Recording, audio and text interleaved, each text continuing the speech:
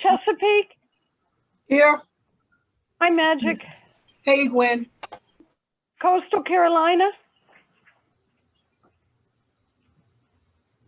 Colonial.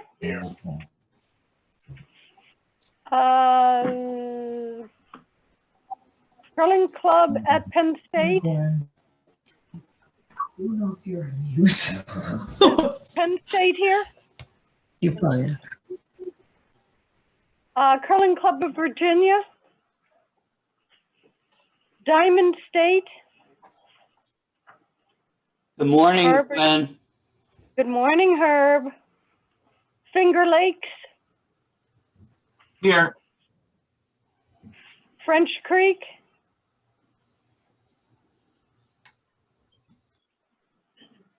Granite. Here. Green Mountain. Hartford. Jacksonville Granite. Here. Hi, Tom. Jersey Pinelands.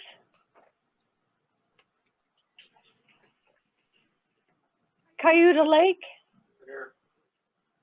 Lake Placid.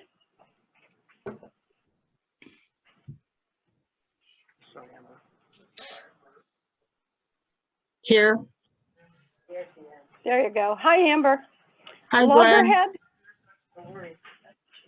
Loggerhead. Long Island. Here. Lower Cape. better. Merrimack Valley. No. Mid-South. Mount Washington. Good morning, Gwen.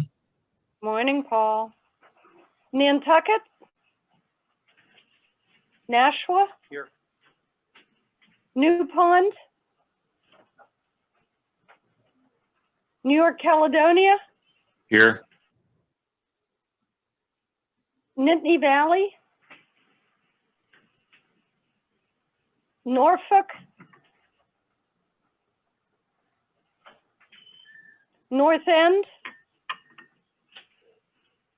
Nutmeg. Here. Ocean State. Good morning, everybody. Good morning. Orlando. Good morning, Gwen. It's Jim. Oh, hi, Jim. Palmetto. Palmetto's here. Oh, Palmetto. Okay, good. Thank you. Peachtree. Well, here. Now's the time. Peter Sam. Here. Good morning. Good morning. Philadelphia. Here, good morning. Good morning. Pine Tree. Pittsburgh. Good morning. Good morning. You don't sound like Daphne, though. No, this is Dustin. Hi. Plymouth Rock. Yeah, Plymouth Rock. Rocks. Rock. I can't read. Potomac. Hello. Rail City. I'm sorry, Plainfield. I know my alphabet a little bit. You're here. At least you know it a little bit. Roanoke. Rochester. Present. Rocket City. Rutland Rocks. Real cities here. No microphone. Here. Rail City. Hello. Yeah. Rutland is here too. Oh, okay. Rutland. Gotcha. Schenectady. Here. South Shore. Good morning. Here. St. Andrews. Here. Tampa Bay.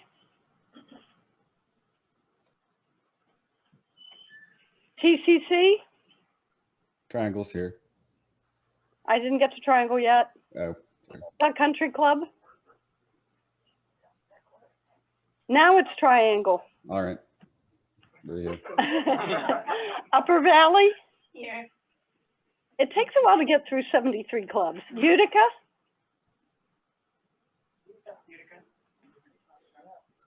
Utica? No proxy. Oh, he is online?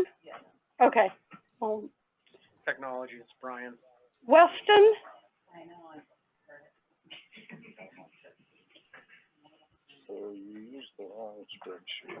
When What? Rail City is here, they don't have a mic, but they typed into the chat. Okay, fine, thank you. I've used the one you get. Copy of the annual meeting. Oh, shit. Okay. College is here. What? I said college is here. You're gonna have to re-enter everything. That's, I can do it. I can do that today. Penn State's in too? In the lobby. They're in the lobby. Taurus. They're waiting for me to Penn State. All right, I'll just, that's this one. Yeah, I'll just copy it over. Yeah, actually, you just do a cut and This D, right? paste. Starting here. Yeah.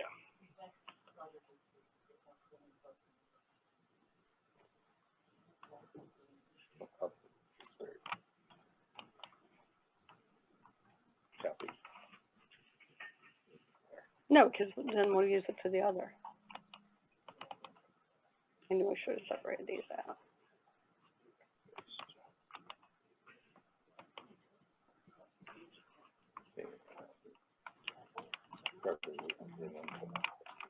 Just hit the enter.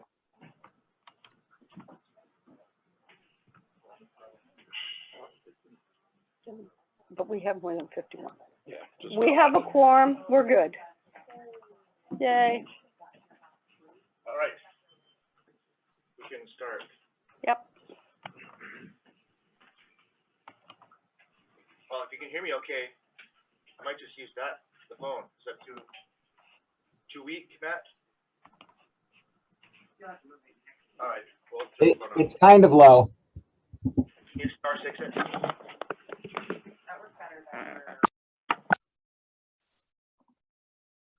All right, I bet that sounds a lot better.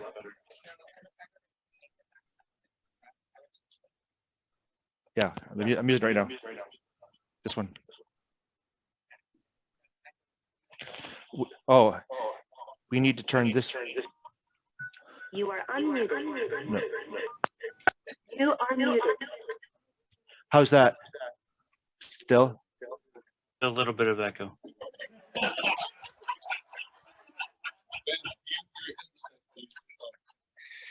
Let's try that.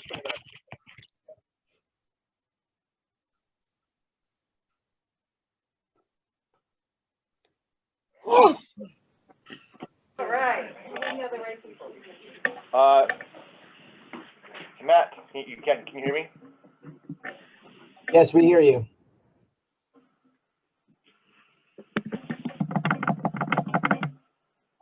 Hold on. Just be your trading for a second.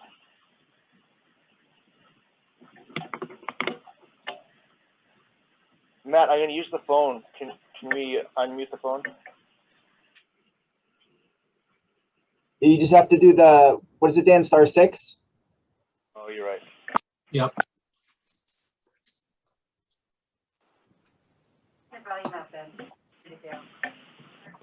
That shouldn't affect the mic.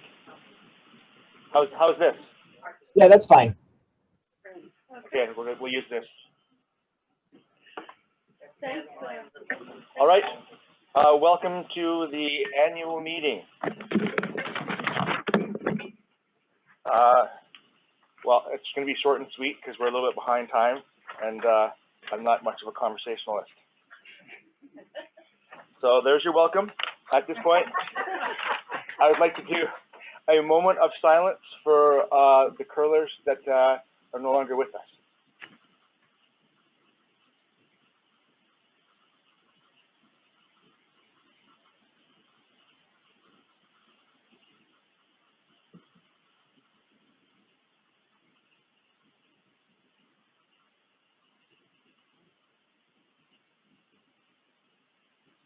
Right, we missed you.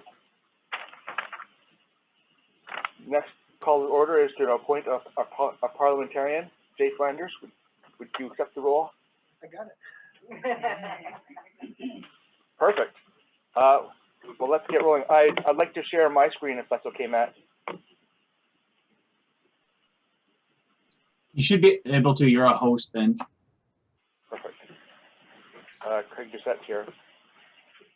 All right, Marius, would you, I'd like to welcome Marius Kleinis, junior curler from Cape Cod. He is going to be our distinguished guest speaker today.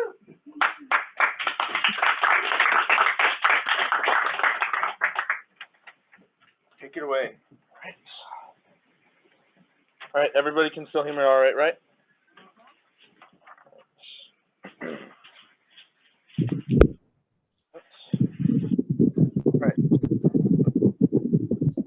All right, I'll just, okay. Muted. And tell who it is.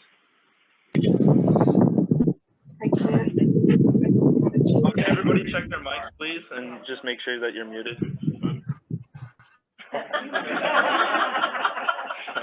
Or that's the way you look at things. Or heavy breathing. All right, I think we're good to go. So I'll just start off by introducing myself. My name is Marius. I'm from Cape Cod. I'm currently enrolled in Temple University. I'm also 19 years old. And so I'll just get started by kind of talking about myself a little bit and giving a little background and talking to you guys about my experience and all that. So I can talk about how I get started. You know, my dad, who's here today, you know, started a bit before I did. My brother was born 3 years ahead of me, and, you know, he was starting, I was about 5 years old when I started, and so I've been at it for a long time. And, you know, he told me the story about how, you know, I went right over to the big rocks and, you know, threw my first big rock on the button. So from that, it was history. So, so I can talk about my Little Rocker experience a little bit. So I was with my brother on a team, and he had two buds from school that he met, and he was about, I think 11 or 12 when we were on a team, and I was about 9 years old, something like that, playing with them. This isn't them, but this is just another Little Rocker spiel that I was in. But, you know, me and my brother and two of his friends, obviously them being 3 years older than me, it was really cool to be with them at a young age.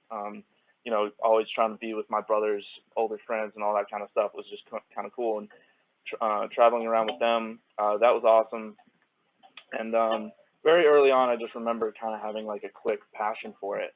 You know, I didn't really play many sports yet. I was only, you know, 8 or 9, but I was playing soccer a little bit, playing baseball, but I just remember, you know, this kind of had my attraction very early on. So it was just kind of easy for me to have fun with it and get to know other people and all that kind of stuff, and kind of get a really awesome Little Rocker experience.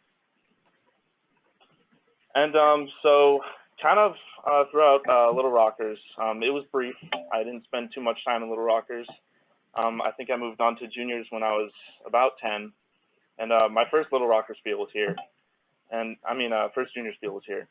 And so when I was on my first team, these two guys that are next to me on my left in that picture, those were two guys in my team. Yeah, the two guys right there. So yeah, and I was playing with much older kids. And this was at a summer spiel many years ago. And just the competition in that field was just so much older than I was, and just looking around all the time, it was just, whoa, like this was just so cool.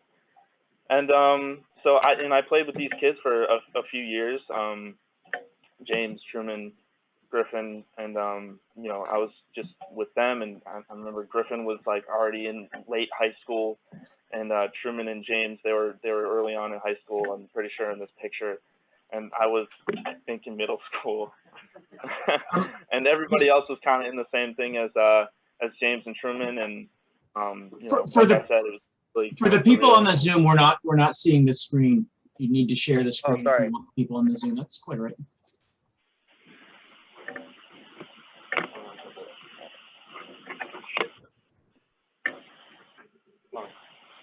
How's it not showing the screen? Oh, you gotta press this one. Can you see it now? Now we can, thank you. Awesome. That was chair error.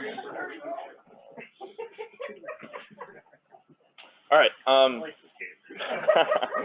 Yeah. So like I was saying, it was really cool to you know, just be with older kids and just kind of learn from them and all that kind of stuff. And you know, it was interesting hearing James and Truman and Griffin. You know, they were always, you know, telling me, not directly all the time, but I was just overhearing their high school stories, you know, as a middle school kid, and it was fun. It was a quick way to mature.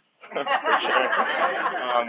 You know, I was always, you know, the little baby of the group, just not only on my team, but just throughout all of juniors of the GNCC. So kind of everyone, you know, would toy around with me and all that kind of stuff. So I was the little brother of the whole group. Don't laugh, when you curled there at the junior bomb field, someone came over to me and said, hey, there's finally a curler your size. Yeah, not anymore.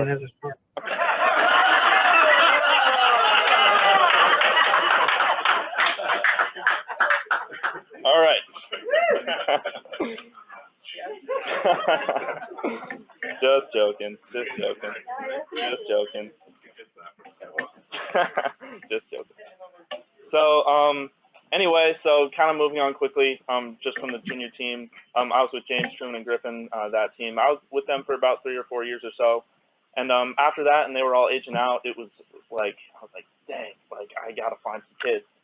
And, you know, as I was saying before, I was just always the younger kid, and it was always kind of tough for me to find competition or just teammates and all that kind of stuff. And so when I was kind of coming into, you know, starting to wanting to make nationals and all that kind of stuff, you know, I was able to find a few kids, and with the teams that I was on in the quick span from being on the team that I was with on the Cape, and then being up until now, I was on a lot of different teams. I think on maybe 6 other teams, just kind of in that span of a few years. Usually with different people. My one friend Danny from Ardsley, he's been with me for many years now and is today still. But yeah, just switching between teams was just always a thing that I had to kind of get used to. I couldn't really get used to anyone specific or kind of have a dedicated team for a long time. You know, I just kind of had to ride with, you know, switching out other teammates and all that kind of stuff. So, but you know, it wasn't too difficult to get through. And but kind of around then was kind of when I started shaping my vision for where I wanted to be today, making the national team. You know, I started finding kids with, you know, similar goals that I had, and we all kind of wanted to make, it was HP at the time, and we all kind of wanted to make that team, and we all talked about it, and we all kind of had similar goals, and that's kind of when I started shaping my vision for what I wanted to do.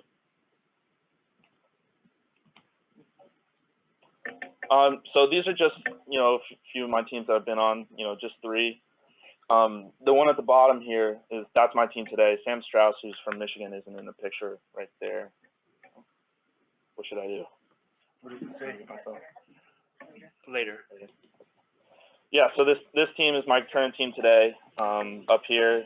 So you can kind of see Danny's in a few pictures here, but yeah, it's mostly like a lot of new faces, all different faces.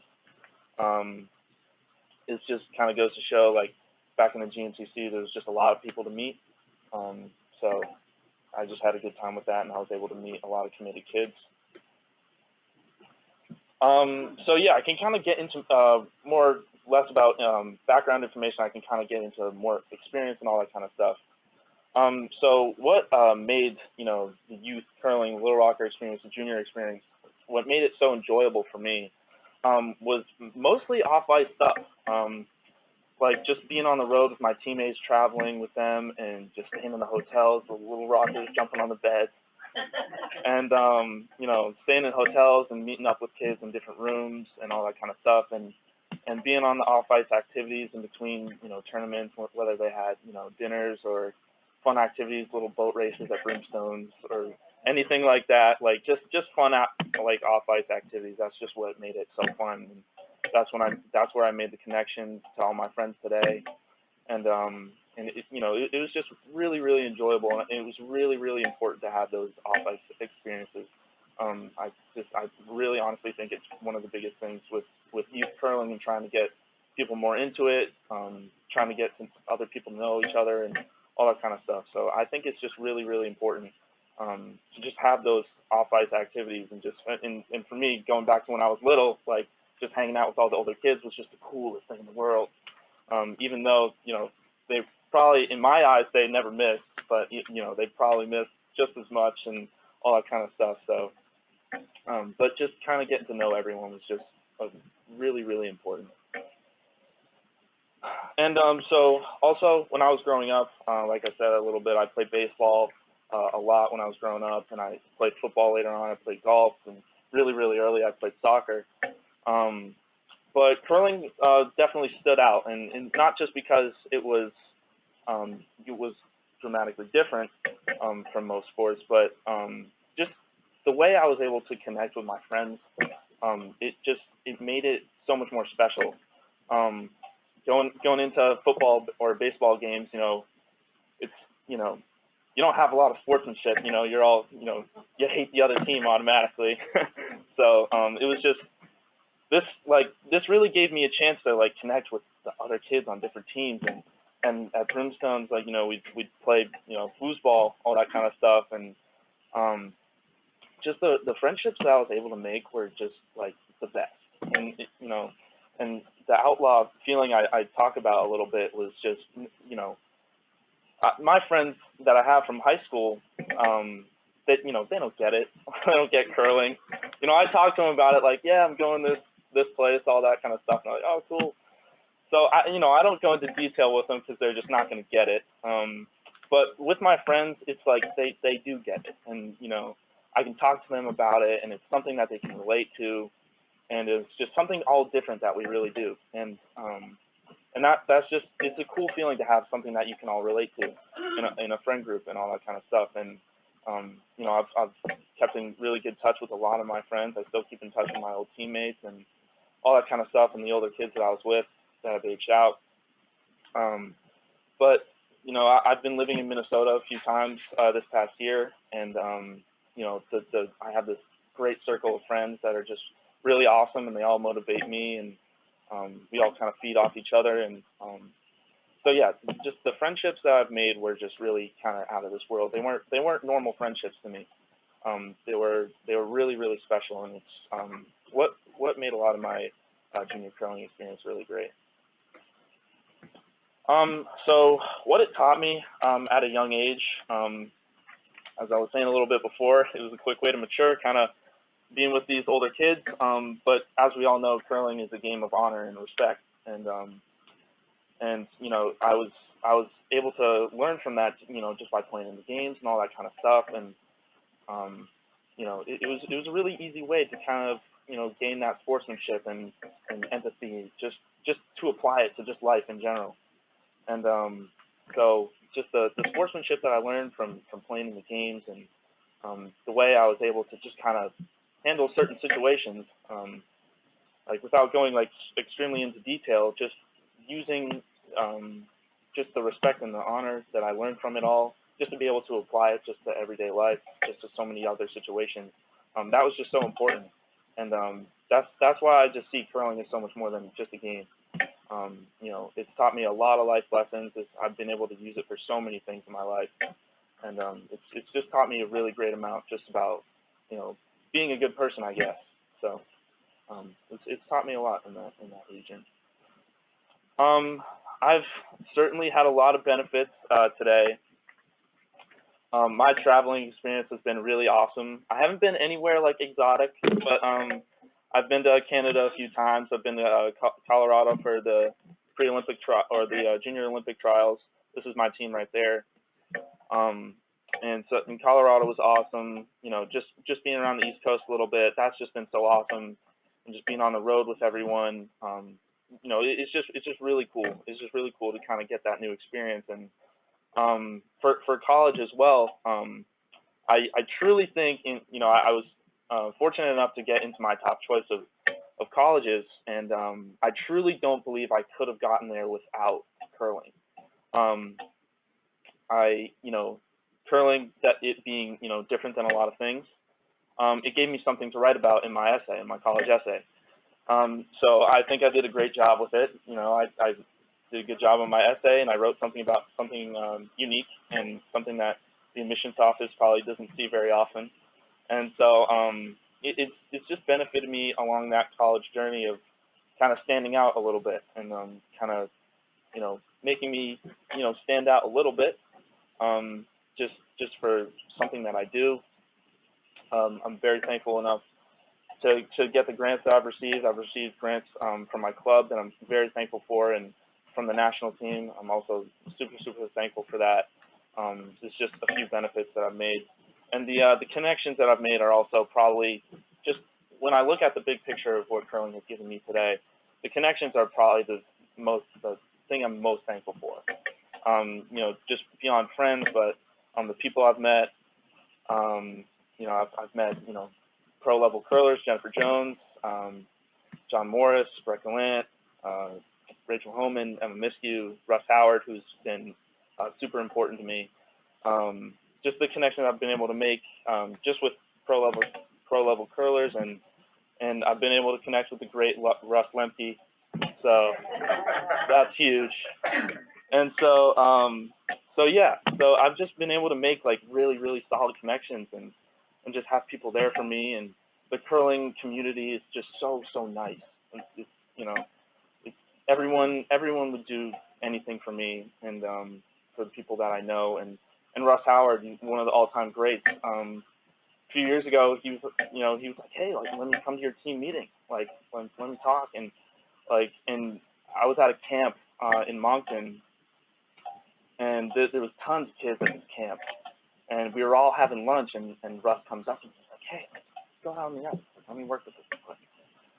And so I go out with Russ, and on this, I think it was like 5 or 6 sheet club, and no one was on the ice, and everyone was eating lunch, and it was just me and Russ working, and you're looking at my slide and delivery, and it was so cool just to be out with one of the greats and just to let him teach me. And I would look at the glass, and then there's like 10 kids like looking at me like so jealous. and I was like even though it's so cool, I was like, I'm sorry, but my bad. Like I didn't mean for this to happen. But yeah, like just the curling community in general, the connections that I've made is just so important to me. Everyone's been so nice, and it's just meant a lot to make those connections. So the GNCC, over my time, has definitely gone through phases when it comes to junior curling.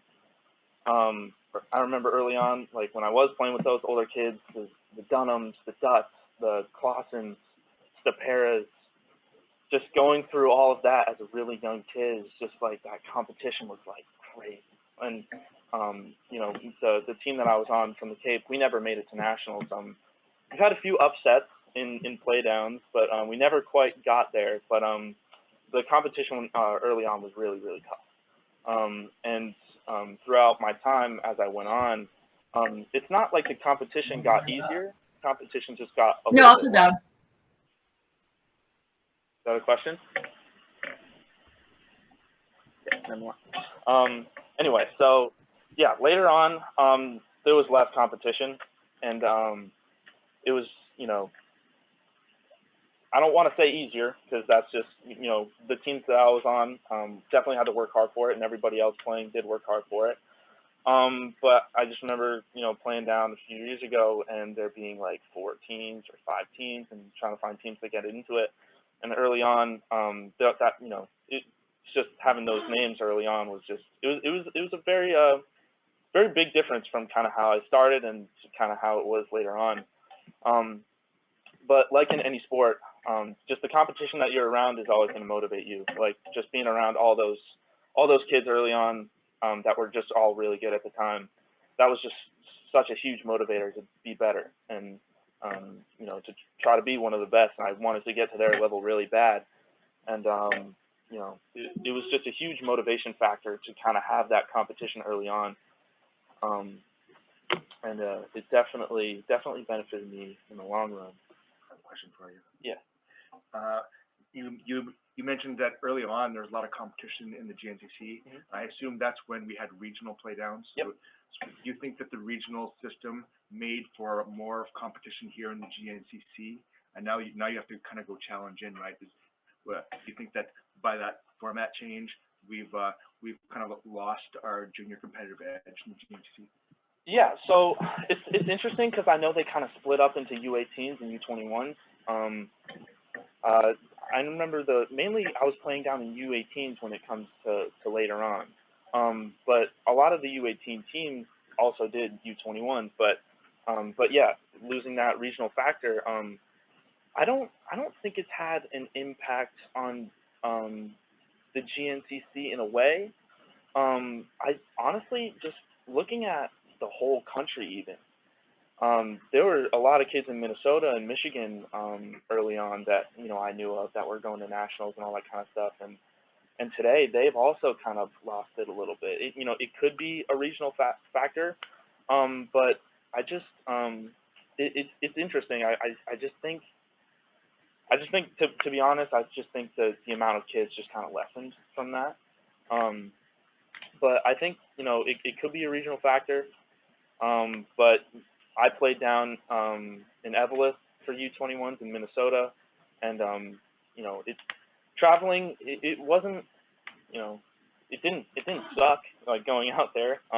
It was fun to go out there, but looking forward to kind of something in your area, I think was also pretty important. If that's kind of answering your question, but yeah, I don't think it impacted it too much losing that regional factor. So just the growth in the GNCC, just based off my experience, how I think it can kind of come more along is, if possible, just try to have more steals. Just going off what I was saying about off-ice activities, all that kind of stuff, making connections, that kind of all happened off the ice. And obviously you're not going to get the kids together if, there's not a crazy amount of steals. When I was young, there was a good amount of steals that I was able to go to and all that kind of stuff. But and obviously, parents are always really busy, and just, everyone's really busy, and kids are busy with school. And but just if there's any possible way to just, if your club is willing, just to have more bonspiels, I just think that's just really super important. And camps, I think, are really, really, really important. I've been to many camps in Canada. This is one that I went to in Canada. I still talk to a lot of those kids, but just for the GNCC, I've been to the Bucks County camp, which was awesome.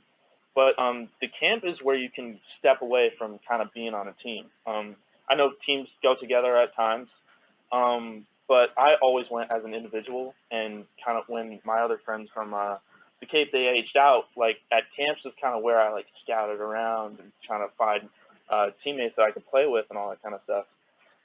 So so camps were just super, super important. Summer camps were awesome. I know that we used to have one at the Cape a long time ago. I think that kind of formed into the Bucks camp. But yeah, the camps were awesome.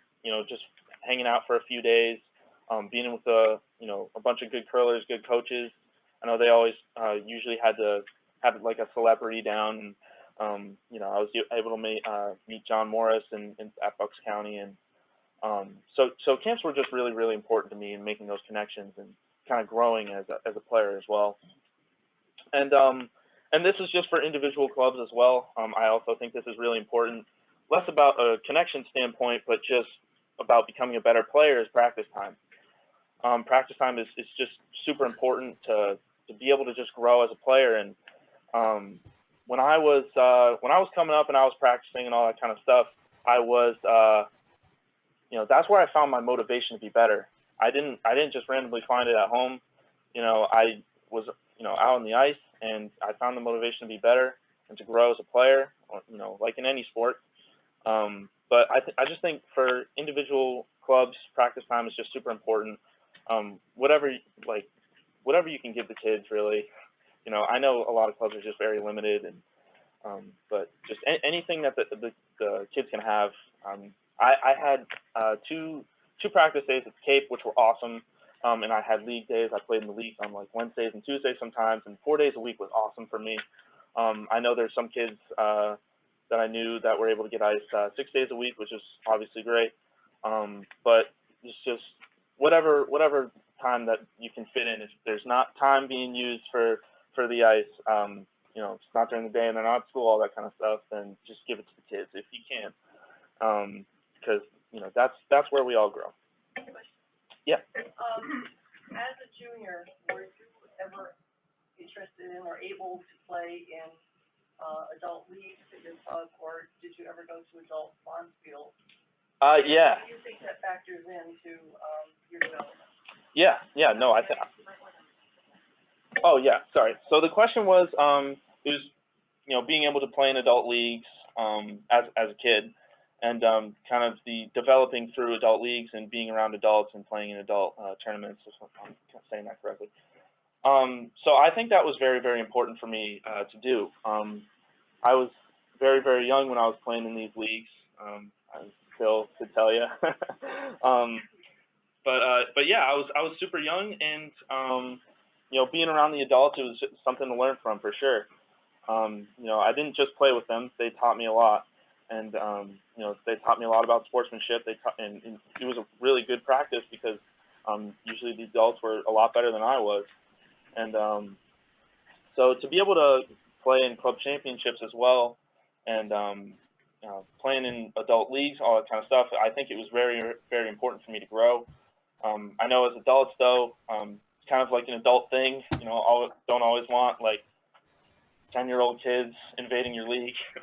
but yeah, no, I think it was very important for my development as a player for sure. But so yeah, just to wrap things up, when I talk about all the details, just all the small things that I've, you know, have been through as a junior in a Little Rocker, you know, from staying in the hotels, from being on the road and hanging out with my friends, and you know, camps, practice, all that kind of stuff. All these little details that kind of go into it are just really, really what made my junior and Little Rocker experience really, really great. And you know, I really wouldn't change a thing about anything from my life in the GNCC in juniors. I wouldn't trade it for a thing. I wouldn't change it in any way. But I had an unbelievable experience so far just growing up in juniors, and it's been one of the most important things in my life for sure. And for everybody that has been involved from the time that I've been in it, just thank you so much for everything, because like I said, this has just been so important in my life to be a junior in the GNCC and to grow up and kind of, you know, go through, you know, life as a junior in the GNCC and, you know, meet a bunch of kids and also grow up with them and you know, just to get to know a bunch of people. So everyone who's been involved, you know, in many years, in recent years, all that kind of stuff, just thank you so much for what you've done. It really means a lot to me. And so I think I'm good. If anyone wants to ask any questions, I'm good to go for that too. But thank you again. Thank you for having me too. This has been great for me. So thank you.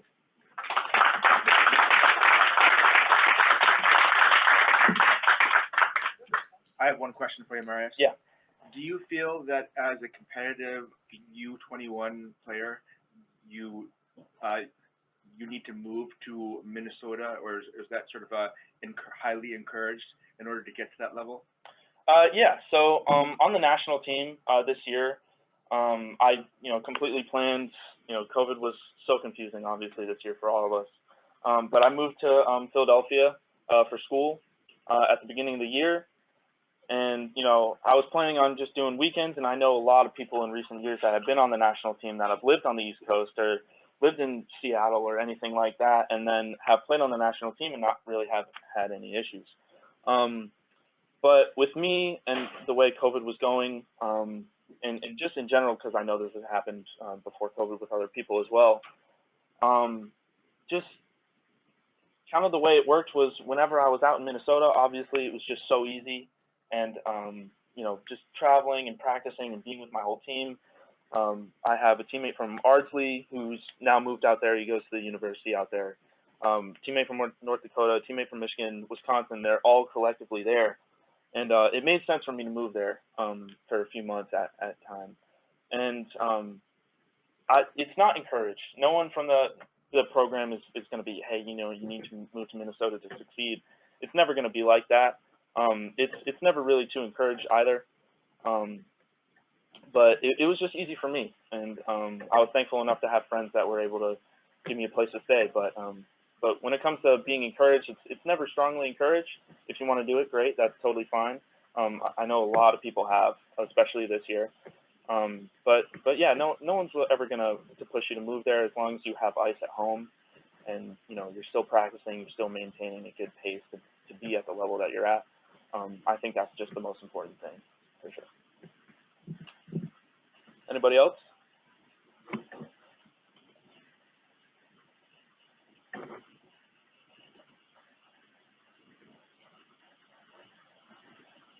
Sounds like we're good. All right. Thanks, Brian. That was great. Thank you very much.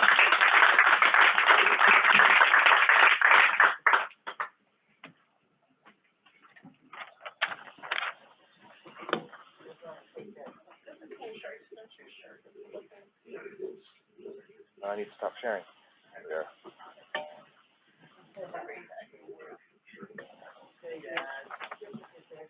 All right. That was our fabulous guest speaker. And looking at my notes, it looks like in my welcome notes here, I wrote down, welcome Joe Nix, first time here. Lowercase pod. Apologize for doing that out of order. Next up is the approval of the last annual meeting minutes. I move that we waive the reading of last year's minutes and we approve as submitted. Thank you. Mary, yes, we're I don't think I need to say it. They have been approved. Something like that. Oh, let's vote. Discussion. We have a motion, we have a second. Any discussion? Any discussion?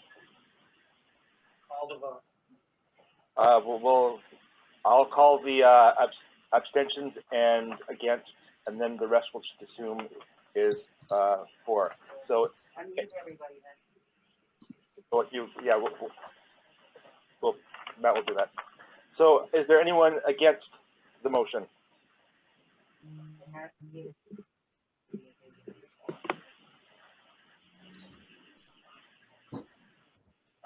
Was a lot of silence.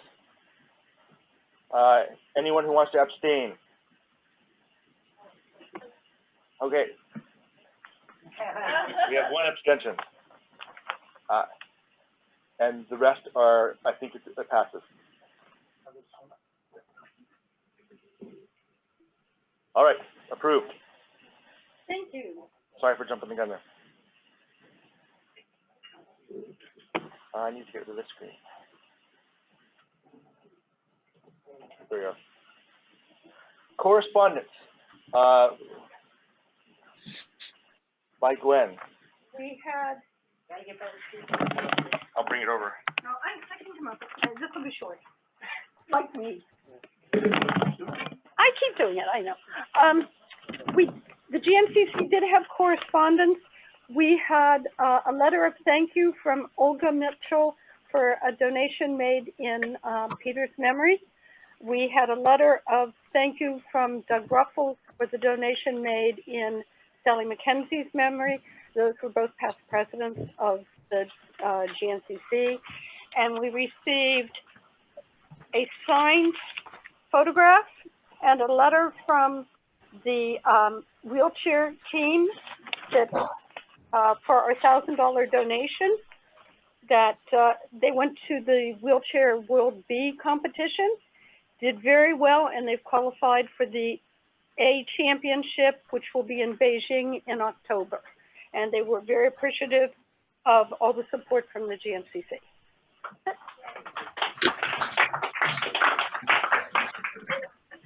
Short and sweet.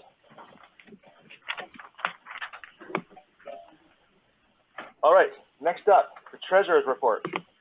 Peter Lyons. Let me, I'll share the screen and bring up the report. And I have them. Oh, okay. Perfect. I'll let Matt do his work then. Okay. Good morning, all. My name is Peter Lyons. I'm the treasurer of the GNCC, and this is the treasurer's report for the annual meeting. My crystal ball is slightly fuzzy. No one knows what membership will be like post-COVID. Many people will be anxious to get back on the ice, but there's no way to guess how many we have lost. As a result, I have developed a conservative budget for fiscal year 2021-22 based on an estimated 20% drop in our membership over pre-pandemic levels. The run-up to the Olympics may help offset some of the membership loss, hopefully. The GNCC waived all dues except the $25 registration fee for all clubs during COVID. Despite that, 3 clubs contributed to the GNCC. Barnstormers, one of our newest paper clubs, paid dues for all of their members. Granite Curling Club paid for dues of all of its members also, and Plainfield collected its dues prior to the season, gave their membership the option of paying GNCC or receiving a refund. 64 of their members opted to pay the GNCC dues, and they were all given letters, tax statement letters for their donations. We reduced our insurance fee to $6 for the year to help our member clubs. You'll hear more about this insurance proposition from Bob Hogan later in the meeting. Although the GNCC did not hold regularly scheduled sanctioned events, there were some fixed cost expenses, such as our accounting firm's costs for preparing our financial statement and 990 filings for our 501c3, insurance costs for director and officer insurance, treasurers, and the treasurer's bond, the umbrella policy for club accident and liability insurance, website hosting, and the cost of distributing between the sheets monthly newsletters that were all incurred. In addition, the GNCC recalled all of its trophies for the historian to have any repairs made that were necessary, to have shipping cases built for those that did not have adequate ones, for which, Jay, thank you very much for all your help. That was wonderful. Appraisals on the trophies that hadn't been done in a timely fashion was also accomplished at this time. We do not have a final cost for that project because it is still ongoing. I am happy to report that despite not collecting dues, the GNCC did not have to touch any of our contingency funds. That's huge. I'm equally happy to report that despite the planned deficit, there will be no dues increase for this year. This should help all of our member clubs in planning their reopening and help them rebuild their finances. Dues for fiscal year 2021-22 will return to pre-pandemic rates. $15 for adult, $10 for members belonging to another club, $10 for social, $4 for juniors, and $1 for youth under 12. Julie Shanatry will be sending out dues notices to all member clubs beginning in November for the 2022 season. Like insurance, our dues are based on calendar year, regardless of when a club starts current. The first report I will ask, well, it's not Dion, but whoever is going to be doing it, to put up is the GNCC, Matt, it's the GNCC asset sheet, and you got it, okay. This compares our previous fiscal year with the one just closed. Although the operating account looks like it has a large amount of money, the GNCC will not start collecting any income until the dues collection period starts in November for the 2021-22 fiscal year. The operating account also includes $3,680 from our 150th anniversary celebration that is the net profit still on the books. I have asked that committee to determine where they would like to have this profit be placed. All expenses for the celebration have been paid. On a note, we still have some items from the anniversary, books, history books, and a few other items that are available if anyone is so inclined. Our fixed assets are self-explanatory. The GNCC owns 39 sets of stones. 13 are currently in storage, because clubs renting them have decided to purchase their own stones. 26 sets are currently being rented. Carl Thomas and his stone lease program is permitting some clubs to buy stones they are currently renting. Several clubs have taken advantage of this one-time option. The stone lease report is posted on the website and more details are in there. GNCC has 3 dedicated funds, separate from our operating account: the Memorial Trust, the Legacy Trust, and the Second Century Fund. Despite not opening for the season, Petersham continued to repay their Memorial Trust loan and are current. The Memorial Trust, which lends money to clubs to replace equipment that has failed, has a balance of $126,230 in available funds. Pittsburgh asked the Legacy Trust trustees to suspend loan repayments until they reopened because Allegheny County forced them to close during the pandemic. Really? The club reopened and has been making payments on time since then. Charlotte asked for suspension of their loan payments and is slated to begin repaying in January of 2022. Marlborough did not ask for any special consideration and continues to repay their loan on time. The Legacy Trust, which helps arena clubs transition to dedicated ice, has a total of $129,700 in available funds. Both trusts offer 5-year loans with a flat 3% interest rate.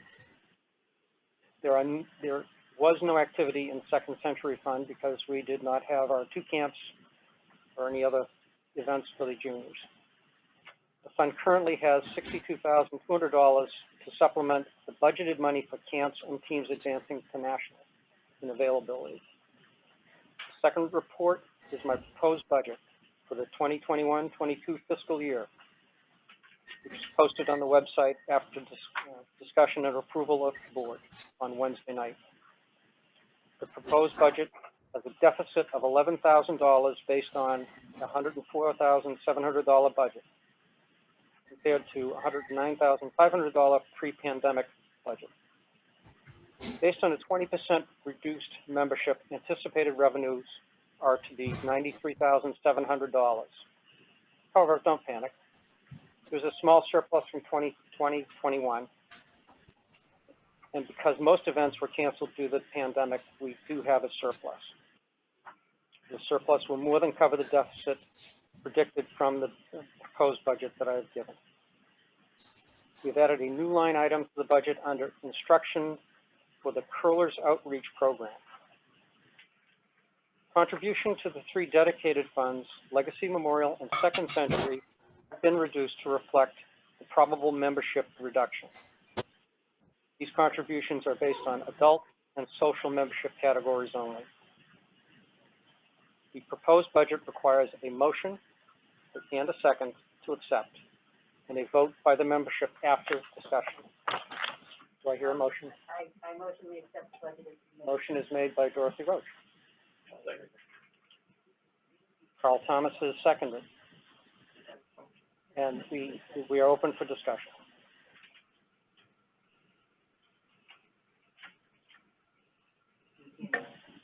If you scroll up a little bit on this budget sheet, could you explain the expenses associated with the trusts? There's a couple of 5,000 direct budgeted for the 3 different trusts in there. Yeah, in that section there. Okay. Those items are based on the membership, $1 per member for full member, and for social member is contributed to those funds to try and help build them up. So that is based on whatever our number of members are per year. And that comes directly out of the either $15 or $10, depending on which category you're under. It is not a secondary amount that we charge to the members. That comes out of the budget. Okay, to be clear, that's an expected income, not an expected expense then in column D. I don't know what column D is. No, it is an expense. We are going to, it's actually a transfer Okay. from operating to each of those funds. I got you. But is that completely variable? So this is based on 5,000 members collecting $5,000 associated with our GNCC members. Yes, if the membership numbers actually are higher, we would end out adjusting it. So if we, have 7,000 members, we'd, back to our normal pre-pandemic level, we would transfer 7,000 or whatever the odd number might be.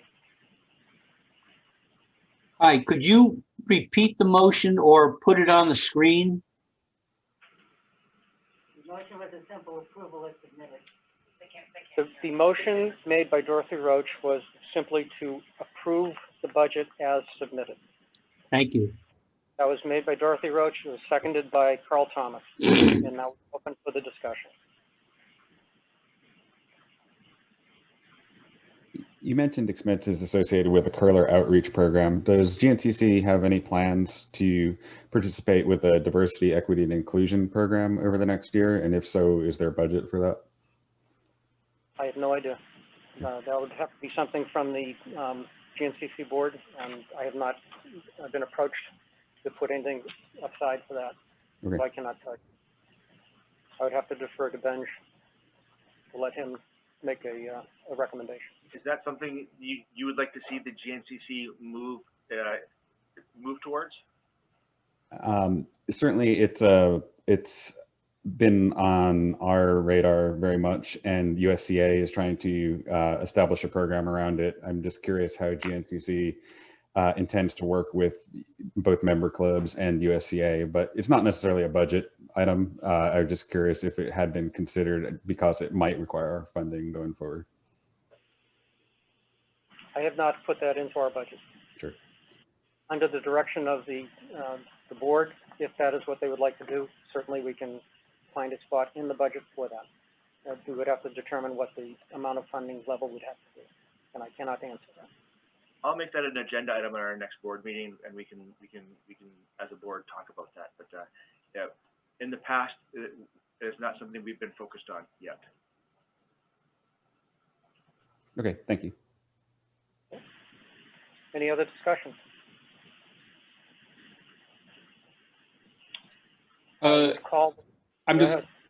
I'm curious, the line item for the website. I'm curious to know a little bit more about, is that just a subscription fee or sort of what goes into that number? Dion, It's a stinky internet. Dion War, who is our webmaster, can probably direct you on that better than I can. So if Dion, if you would please come up.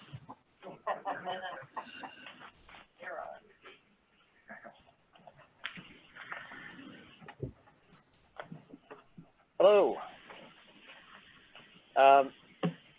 My first question is, does that include that's for next year, right? So it doesn't include that new website.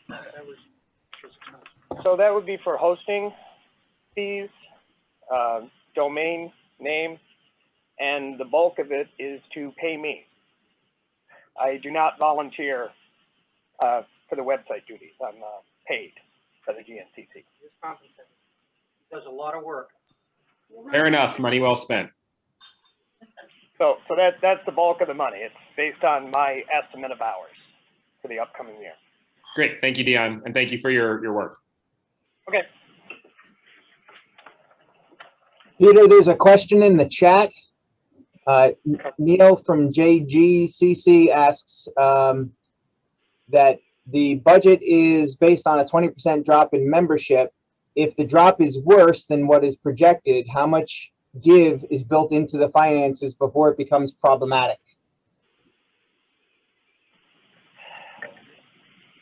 I mean, if we had a 50% drop in membership, that would certainly be catastrophic. I don't believe that we will have that based on the run-up to the Olympics. And the fact that I believe people have pent-up demand and wanting to get back onto the ice. Having said that, we do have our contingency fund, which we bumped up last year. We have a significant amount of money there that we can draw upon if necessary. So I believe that we are well situated. However, again, first sentence in my statement, my crystal ball is fuzzy. I can't tell you what it's going to be. Dorothy? Just a point of order, just like this year, a lot of our expenses next year are variable. If we really don't come back, we won't be having events and won't be pins and patches, for example. Correct. That is an expense that will not be incurred, but then again, it'll be offset by the reduction of membership dues. Peter, can you just repeat what was said because we couldn't hear it? Dorothy said if we do not have events being hosted, there will be expenses not incurred, pins, patches, and various other costs, say for site hosting. So as a result, the variable portion of that will come out, and that will hopefully help offset the dues that we are not going to be collecting.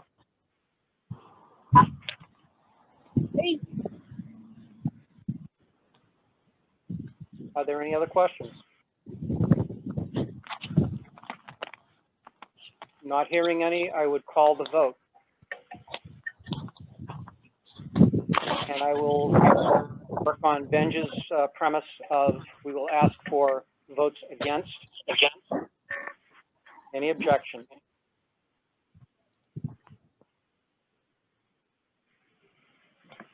Okay. Any abstentions? Lowercase. You're not voted in. Not hearing any abstentions. I would assume that everything else is a vote in favor, and the budget is passed unanimously. I do have one last item I would like to read into the minutes.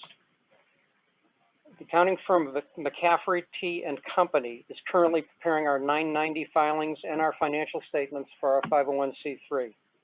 Their preliminary report states that the GNCC has survived the pandemic in very sound financial state and is well positioned moving forward. They are satisfied with our operations, our transparency, and the redundancy of our reporting.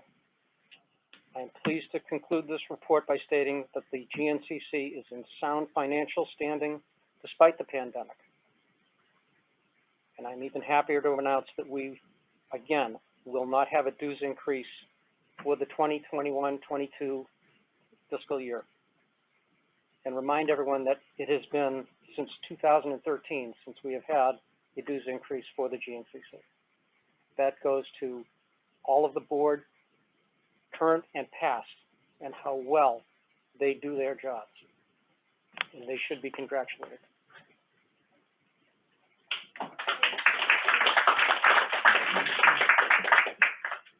Thanks, Peter. And you did a way better job with the vote than I did first up. Next on the agenda, committee reports. Plan was not to spend a lot of time on the committee reports as they're all on the website posted.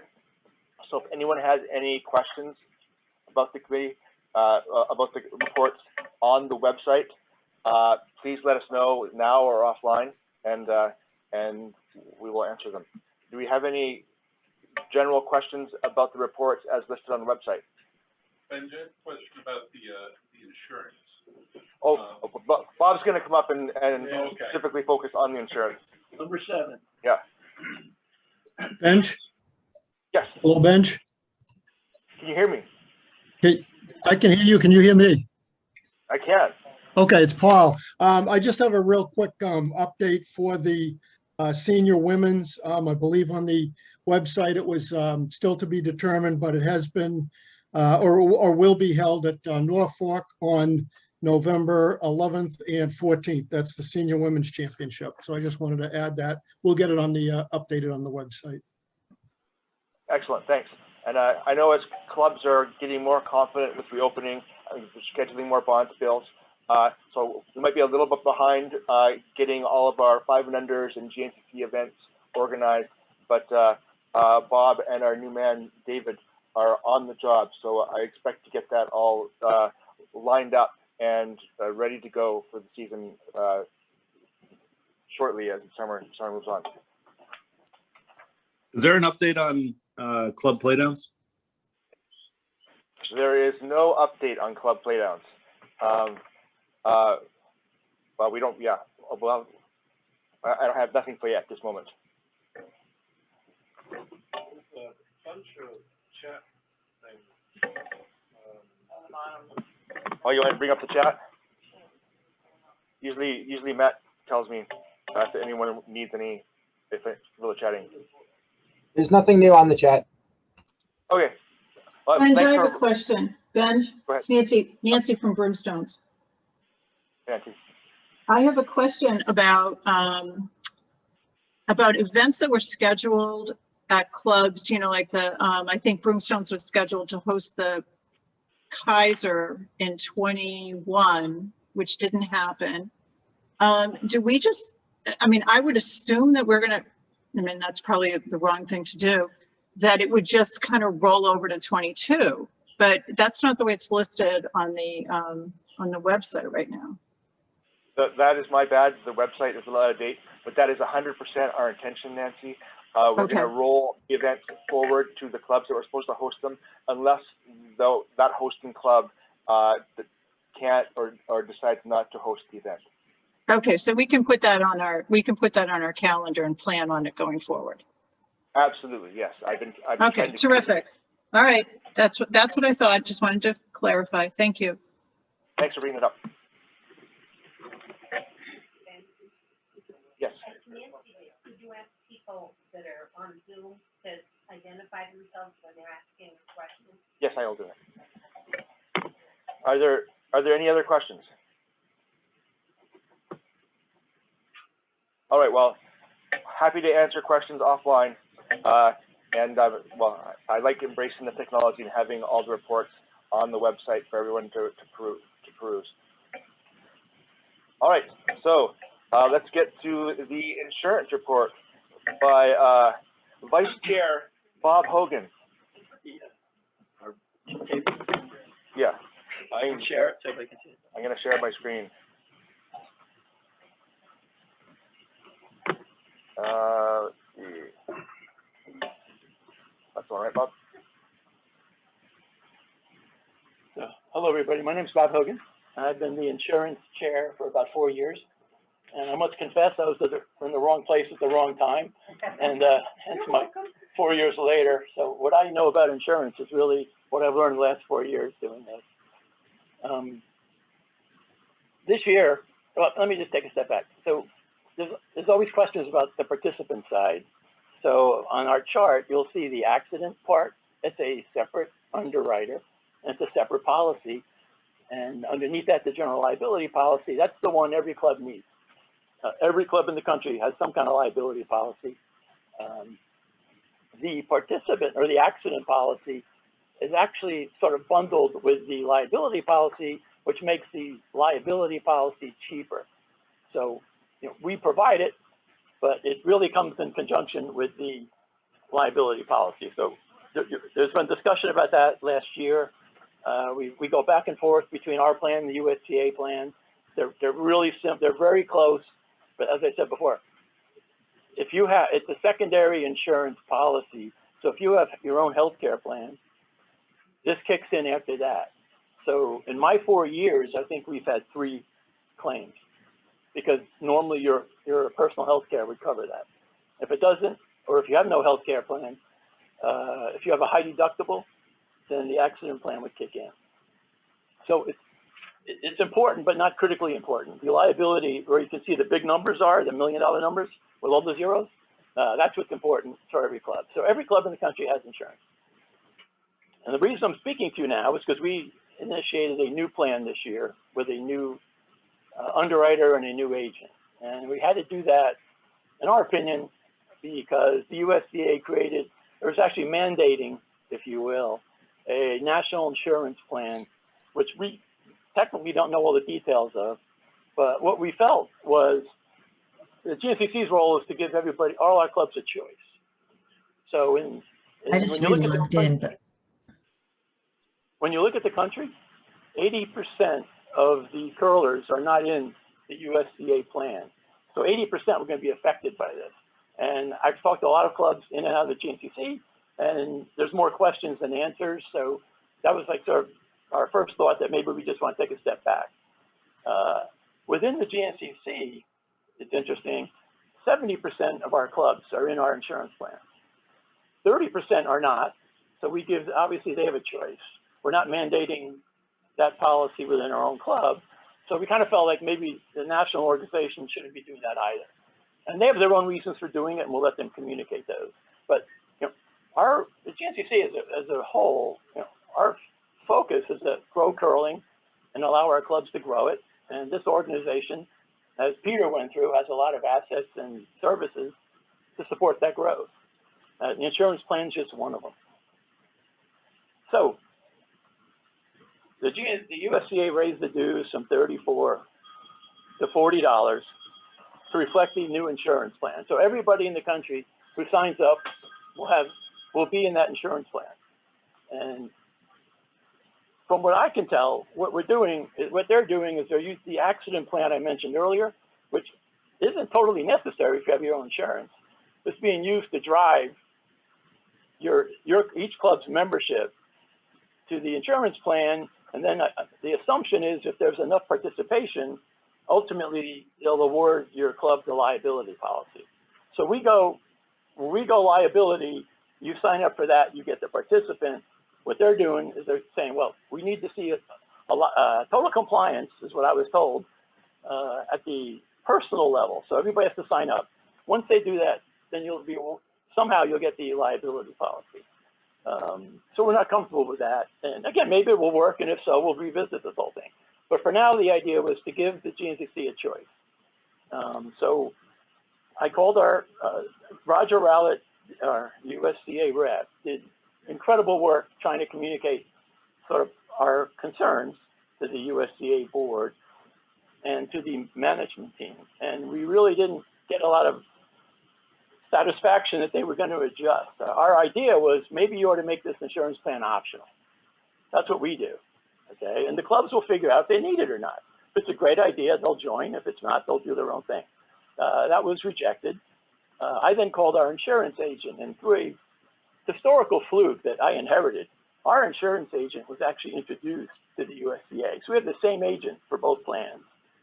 Until this year, it was sort of a detente. We operated ours. It was very similar to theirs. As you can see, the USCA plan on the right was very similar to our old plan. It was designed that way. Having spoken to him at length, what I learned was, in his opinion, there ought to be a national plan, and we ought to be in it. And as an agent, that is my old background in the financial services world, that made me very uncomfortable, because now I don't know the future of our own plan. The way he's talking, it sounded like our plan could be in jeopardy, okay? And we couldn't take that risk. So we went out and found a new agent, a new underwriter, and we have our new plan on the left. And what you'll see is we actually bumped up some of the coverages. We found a very competitive pricing. It's A-rated companies as underwriters, so no worries, nothing's changed that way. They are different underwriters, and we had the opportunity really to bump up some of the coverage on the liability side, because that's what we worry about, okay? In the end, again, I've chatted with some people at the USCA. We'll continue to talk to them. We'll continue to listen. I can tell you the other clubs, large clubs in the country, right now they're taking a back seat also. So there just isn't enough information to see how to go to encourage me to recommend to our board to let's just cancel our plan. Let's jump in here and see how it works. So we'll let others do that. And then we have our own plan. Our clubs now have the flexibility to join our plan, their plan, or find your own insurance which some clubs do. Nashua, for instance, receives their insurance through the country club. So under the USDA plan, they're going to be forced to buy insurance they don't need. That would be 30% of our membership, 80% of the country. Because the one thing I can tell you, I've traveled around the country in the curling world, and there's a list of grievances curlers have. Insurance was never one of them. This was something that wasn't broken. So again, my attitude is not really a problem, don't really need a solution. We're kind of happy the way things are. So let's ensure that we have a choice, and we'll go from there. Last year, due to COVID, we charged $6 for the plan. Again, trying to get the cost as low as we could. Was a slight loss to the GNCC, but we also didn't have a whole lot of clubs in there. And what our plan was is to keep that $6 throughout this year, 2021. So if you think about it, I know a popular question is, what happens when I open in October? that wasn't in the plan, we're going to just prorate it 50 cents a month. So $6 is 50 cents a month over 12 months. So if you open with 4 months to go in the year, it'll be $2 per person. I've talked to our insurance agent, and with COVID situation, he feels like as we add clubs, we'll be able to prorate the premium to the underwriter also. They've had to deal with a difficult year also. So you know, the idea was typically we had about 5,000, roughly about 5,000 of our members in our plan. Right now there's about 1,000. So they're confused as to how big we are. It's a new underwriter. So we're trying to develop a relationship with them. And but we said, we'll have people joining later and you'll get an idea of the run rate. And just so you know, we pay for everyone's, all the club's insurance, we pay for that by January 1st of the new year. We then collect from everybody, all the clubs. So we always have a roster of all the clubs that'll be in the plan. We know the membership size. And we communicate that to the insurance agent, and right around late November, he gives us an estimate of the premium based on what we anticipate to be the membership. We just couldn't do that this year.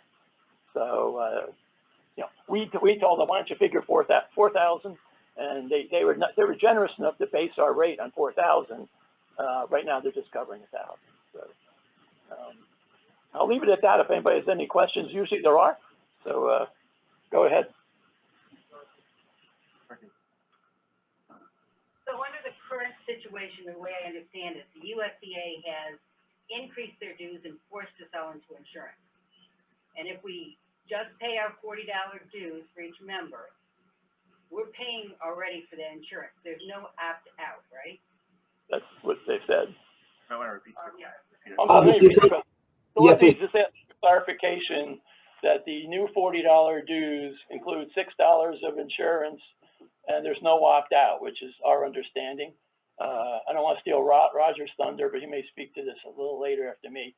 But I mean, we're just taking what we represented. So no arguments, no debate. It was just, you know, what's the best for the GNCC? But as clubs, we now have to say we're either paying the $40 and then the GNCC insurance, or we're just going with the $40, or we're somehow magically doing 34 and telling them we're opting out, and they have the right to say we're not accepting that.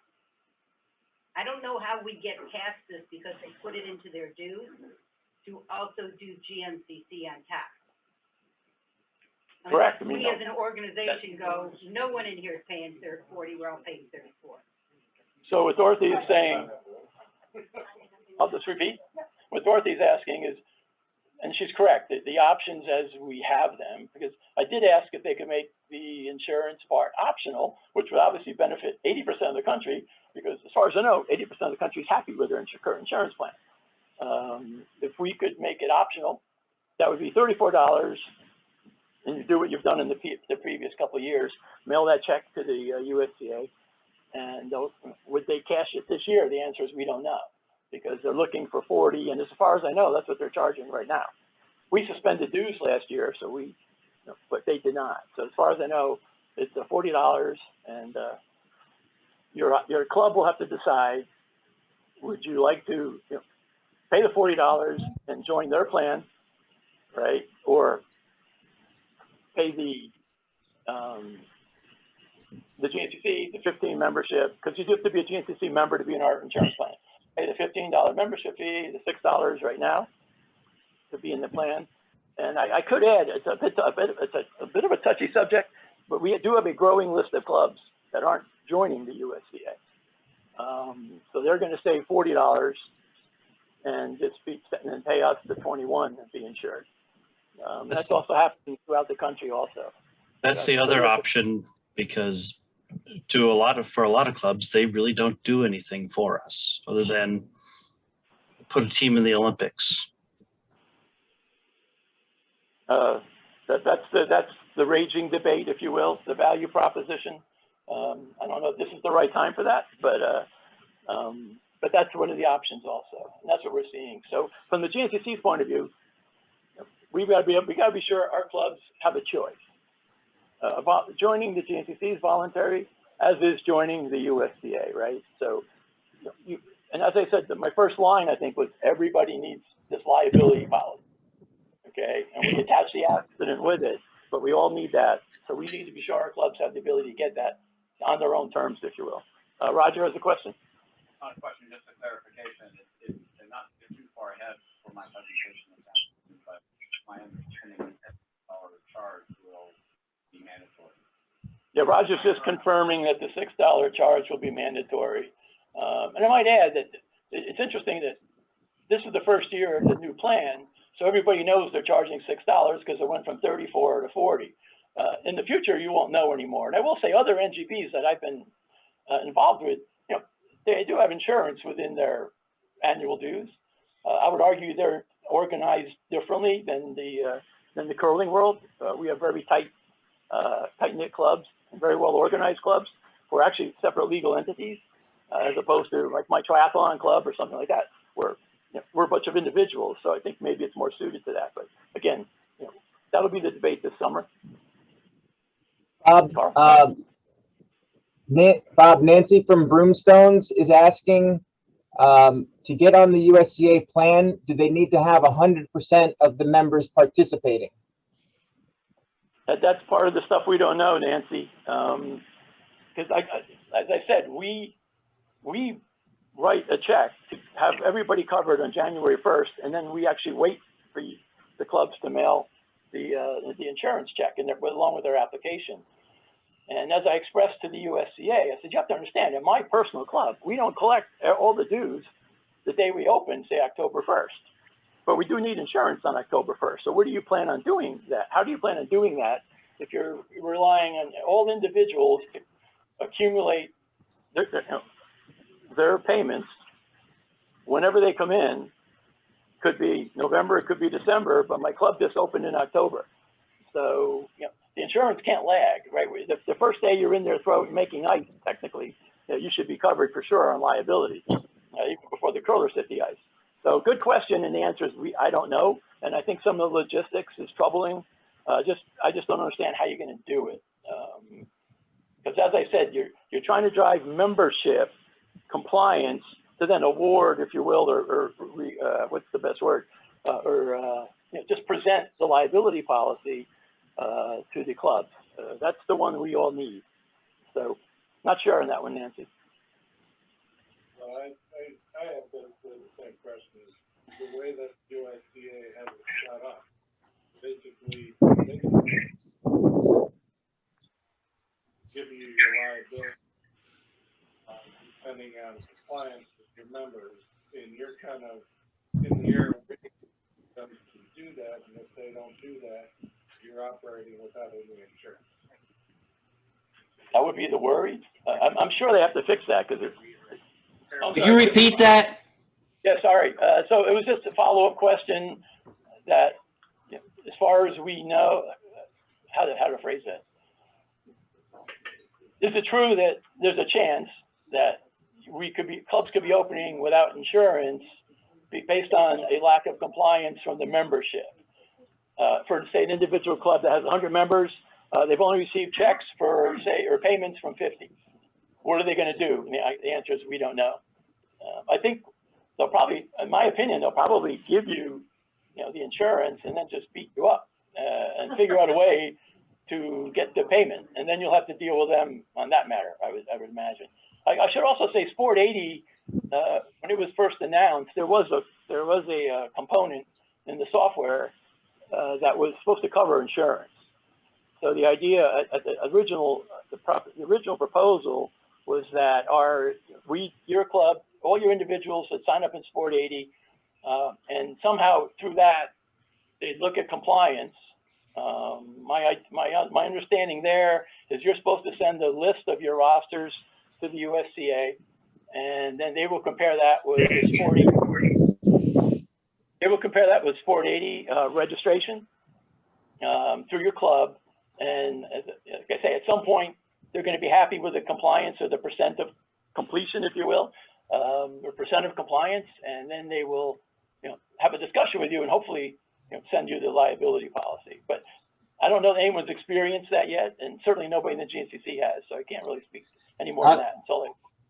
question from Herb Kupchik, Diamond State.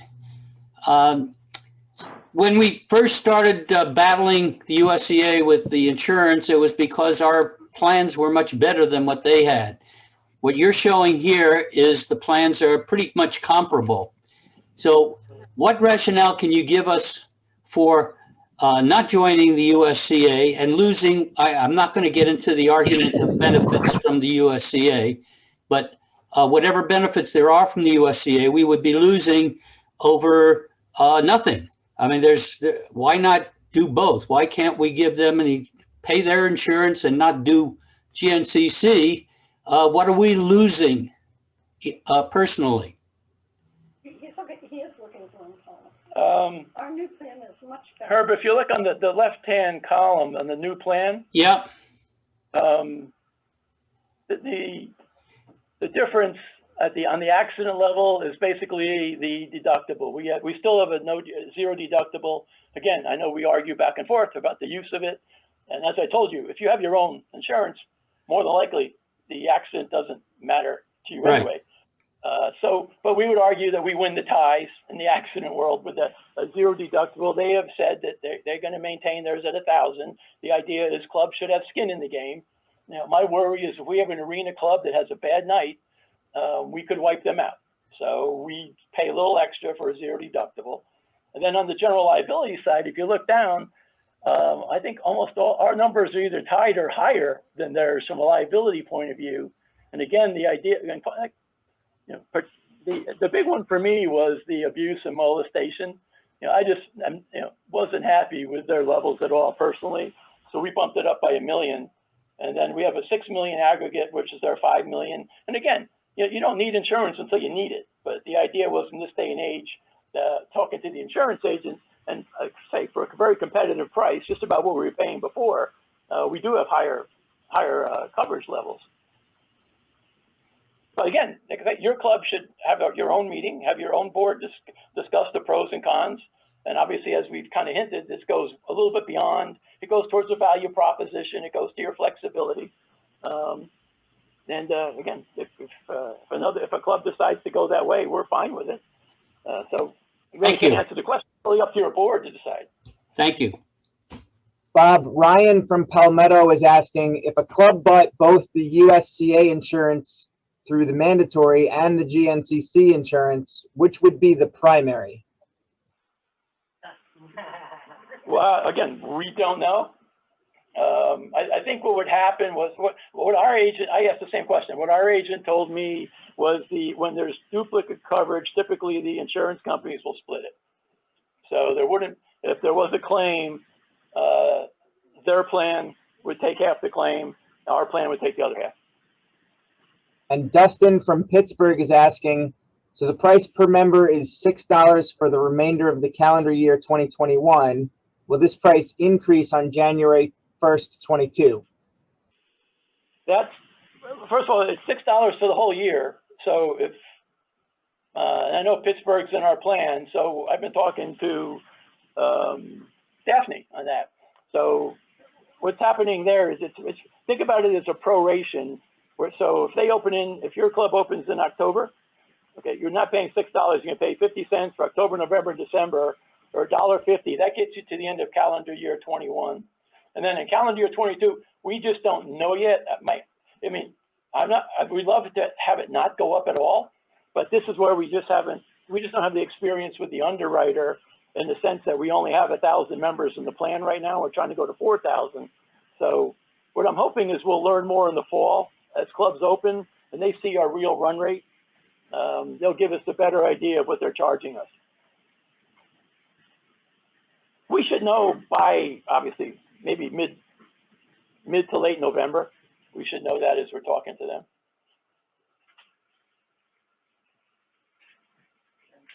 Dorothy again. I hate to say this, but there is certainly strength in numbers. And this won't be the first time GNCC has tried very heavily to persuade USDA to go in one direction or another. I'm worried that if we just, as organizations, all individually decide to go one way or the other, we've lost that strength of numbers.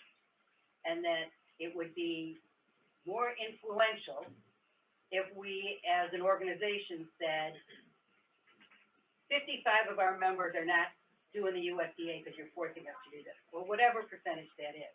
I think rather than Rochester saying on Monday we're not doing it, and Plainfield saying on Thursday they're not doing it, and trickling that answer in.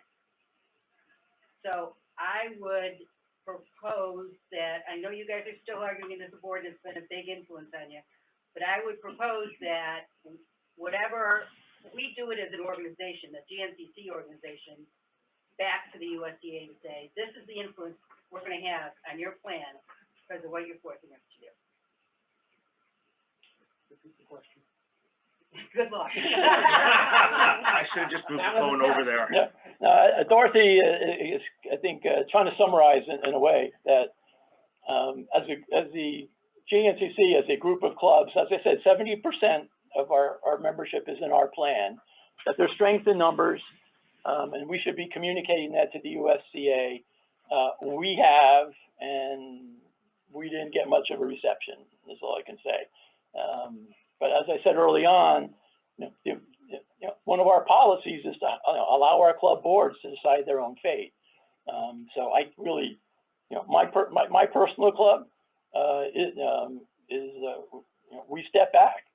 We're going to just pursue our, the GNCC insurance, and we're going to just, again, let the dust settle and see where we go from there, which to me is a prudent answer, but your club may be different. What's that? I'll bring them. I have a question. It's actually more of a statement. There is a Great Lakes Club that has already made a policy decision that they are going to collect the $34 in dues.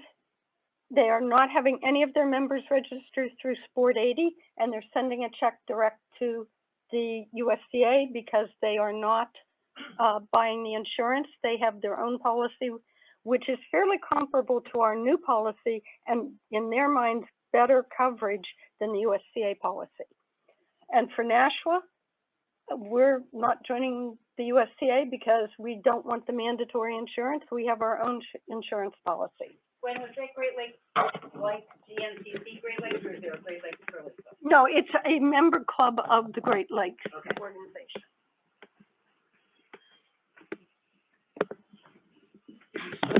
Member of USDA. And like I sent in my personal membership, as did Gwen, but we just sent it in for the $34. We did not go through the Sport 80 because we know we don't need the insurance. And that is an option that is available to any member of the GNCC.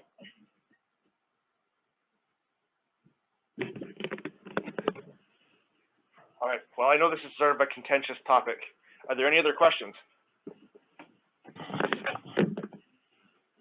Bob, I do have one question regarding you want to the dues for this year. It'll be a quick one.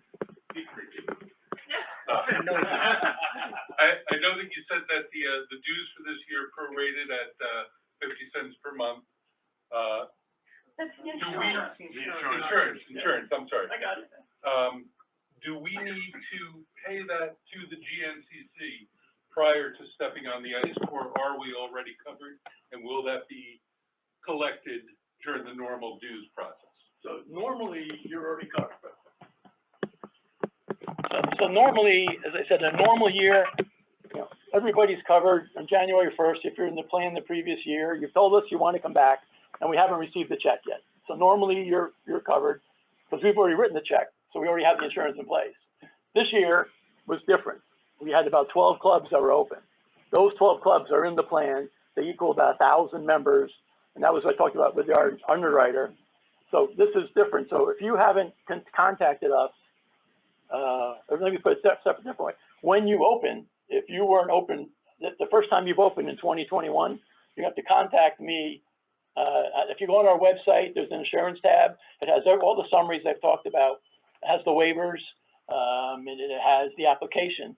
And if you go there, you'll see the application, and you'll just, again, give us the number of members you feel are going to be on the ice for the next 3 months. We just do the quick math, and you send a check to us, and then you're in the plan. And what we're going to do then, just so you know, is then we go to sometime maybe each month we'll go to the underwriters. Okay, we've had 500 more curlers come in. Maybe in November is another 1,000 have come in. December, so they start to get an idea of a run rate for us for 2022. That's just what usually we know every year. They move it up a little bit. We just don't know this year what they're going to do in 2022, and that's why. But to answer your question, yeah, if you haven't been open, then just contact us. And for the clubs that were open, you know, they're covered for the year, and there's nothing else to do. MJ? Question from Anthracite. Are there any GNCC events that require USCA membership? No. Seems like a no-brainer. My personal view is there'll be more about that as time goes on. You know, we just want to give you guys a heads up on the insurance part. So that's a big, you know, I know some of the people on the call are my insurance contacts, not everybody obviously, but just let your insurance contact know we're working on it. To give me a call for any questions. I would just like to add that the one caveat to that would be club playdowns, because that does lead to a national event. 100% correct.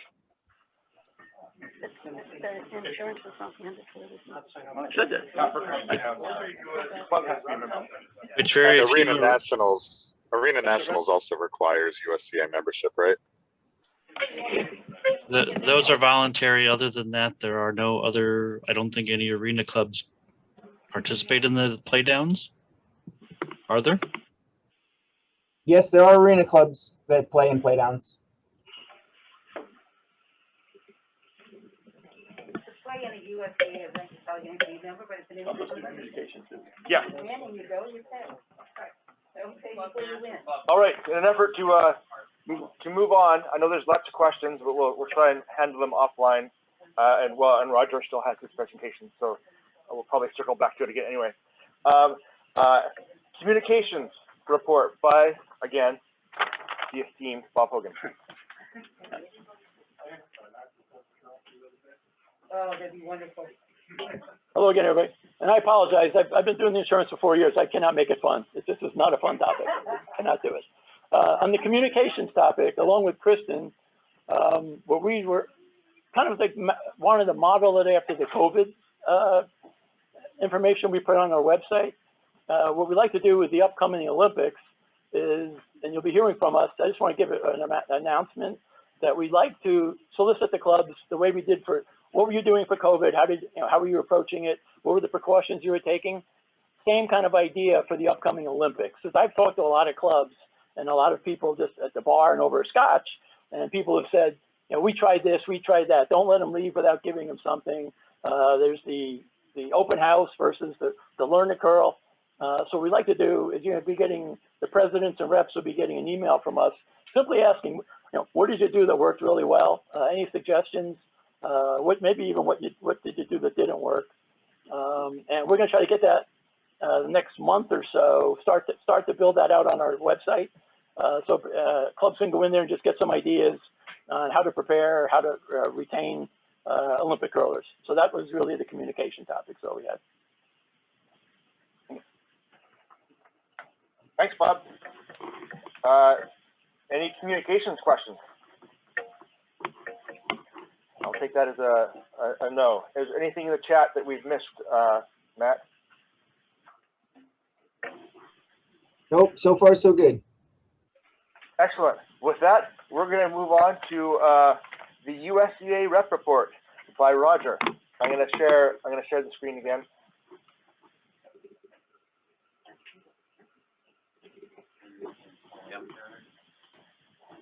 There you go. All right, am I sharing already? Yep. Great. All right, so my name is Roger Allett. I'm your GNCC elected director on the USA Curling Board of Directors. And I just thought I would take this opportunity to give you a little bit of update about what the board has been doing in the last year. Some of this you may already know, so I apologize in advance. But if you don't, then you'll probably find this useful. So I've got this divided into several different categories. Just organizationally, some things you may have noticed that we have a new website was launched. We got off the old USOPC platform. The new logo was launched sometime during the fall. You can see it in the lower right-hand corner there. New CFO, Eric Gleason, was hired to replace Ron Rossi, who's off to do the World University Games in Lake Placid, I believe. That happened in February 2021. Our new CFO has previous experience in the U.S. Soccer Foundation, National Women's Soccer League, and USA Rugby. So, and he started just recently and is busy preparing budgets for next year. We adopted a whistleblower policy in February. And the big announcement at our last, first in-person board meeting in quite a while in Minnesota was that the headquarters has been now relocated, or is planning to relocate. They've arranged to do so to the Viking Lakes complex in Eagan, Minnesota, which is essentially a suburb of Minneapolis. And that was announced on the 1st of May. That will result in, at least initially, a significant cost savings in terms of rental and so on and storage. It's a better location for travel, for staff recruitment, fundraising, and of course, it's the location where the training and medical support for the athletes are as well. So that's a much better location. There is potential for future expansion of our presence there at the Viking Lakes complex, but that's probably far in the future given the state of finances during this pandemic year. In terms of finances, I think everybody who's been running a curling club knows that the sponsorship climate has been pretty challenging in the last year. Everything's been kind of crazy. So that was true also at USA Curling. Event income this year and expenses were largely a wash. People weren't, the USCA didn't hold hardly any events last year. And so those pretty much were a wash. Membership income for 2020, 2021 was about 1/4 of the previous year. And that was significantly lower than the initial estimates, which were around 15% when the pandemic started. It was revised to about 50% about mid-year. And the final tally looks like our income for dues was about 1/4. That's probably not that far out of line with the GNCC's experience either, right? I think we were down about 70%. Yeah. So that seemed to be a nationwide phenomenon. Despite all that, the USA Curling, at least as of March 2021, at our last, that was the last budget review that we did at our May meeting. Books complete through then showed a net $84,000 plus, but that was prior to the national championships that were run in Wausau. So they'll incur some additional expenses for that. We won't have the complete picture of that until probably the next board meeting in July. So it was definitely a challenging year.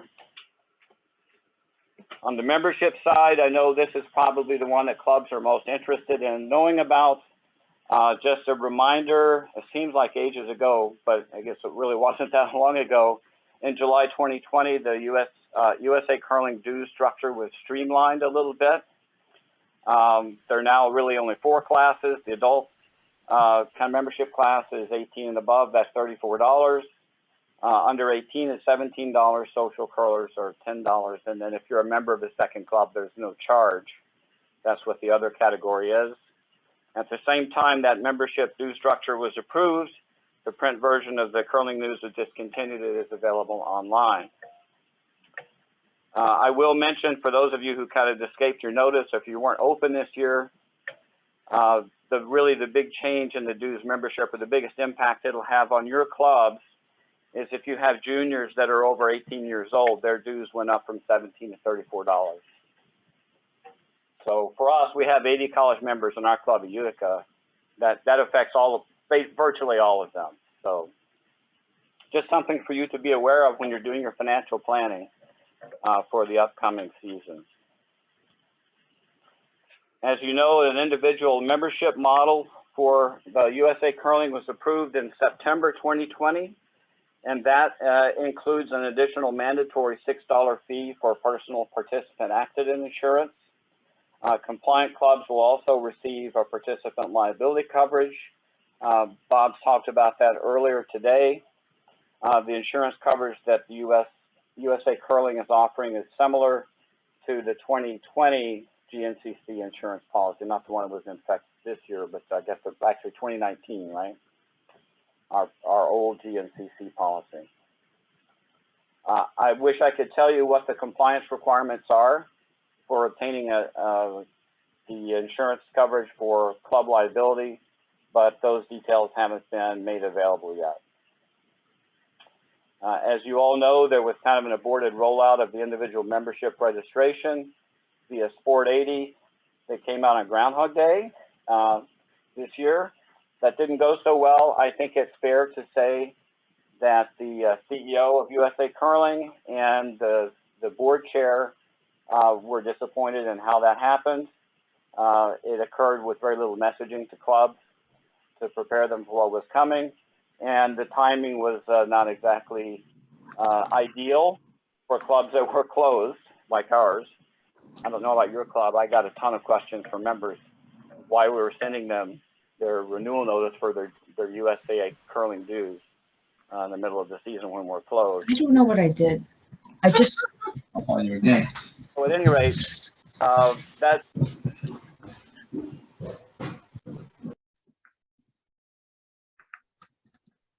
Roger, I got to interrupt you. I'm sorry. I accidentally muted you when I was trying to mute whoever was making that noise.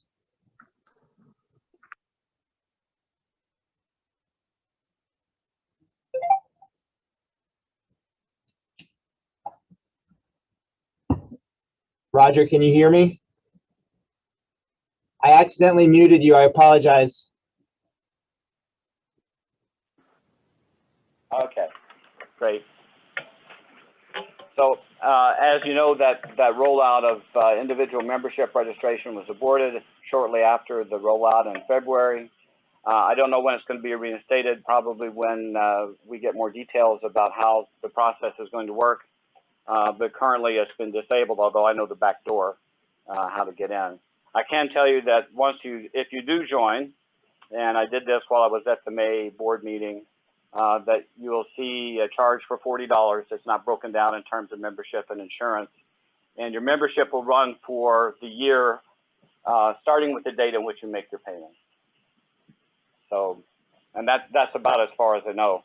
The logistics and procedures for your USA Curling Club membership dues compliance has not yet been clarified. As of our board meeting in May, that was still forthcoming.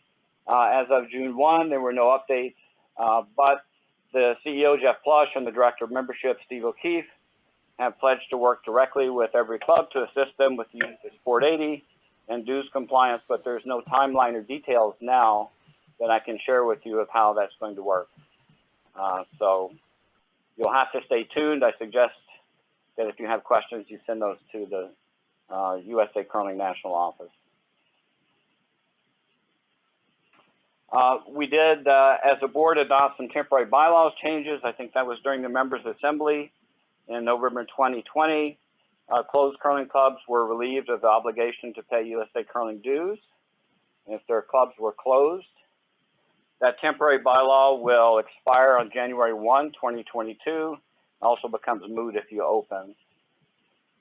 So if you're open and you want to be a club in good standing with USA Curling, then you'll have to resume paying dues at some point.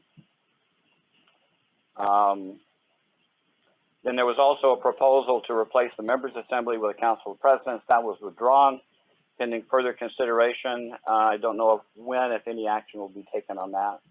Hasn't been brought up at the board level. So as far as I know, the Members' Assembly will go forward for next year. It's in our bylaws. Can you describe what the Council of Presidents is? It's basically the business meeting portion of the Members' Assembly. So the Council of Presidents is just Ben, you could probably describe this as well as anybody, right? It's your group of regional presidents, right, to meet and conduct the business of the USA Curling. That is right, yeah. All the presidents of the regions are there, and the standalone clubs. Yeah, and it's exactly what it sounds like. Yep. Roger, we have a question from the chat. Mike Minier is asking, what if you registered with Sport 80 and now don't want to be a part of it? Is there a way to remove your registration? I can't answer that question, but I would suggest that question be forwarded on to Steve O'Keefe, who's the Director of Membership.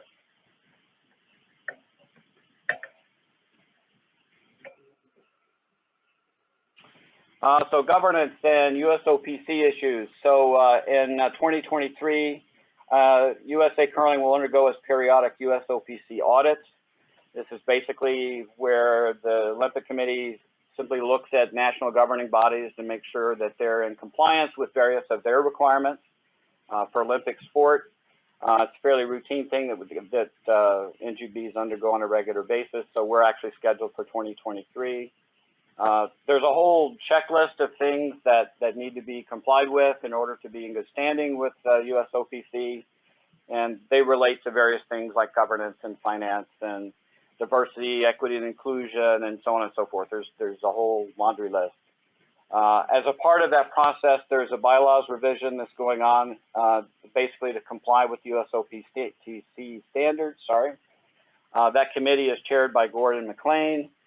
We've not seen a copy yet as a board of the changes, but I think they mostly relate to removing policy issues or policy materials from our current bylaws and leaving the governance stuff in place. So we're promised to have a look at that probably, I'm guessing we'll get to see that in the July board meeting.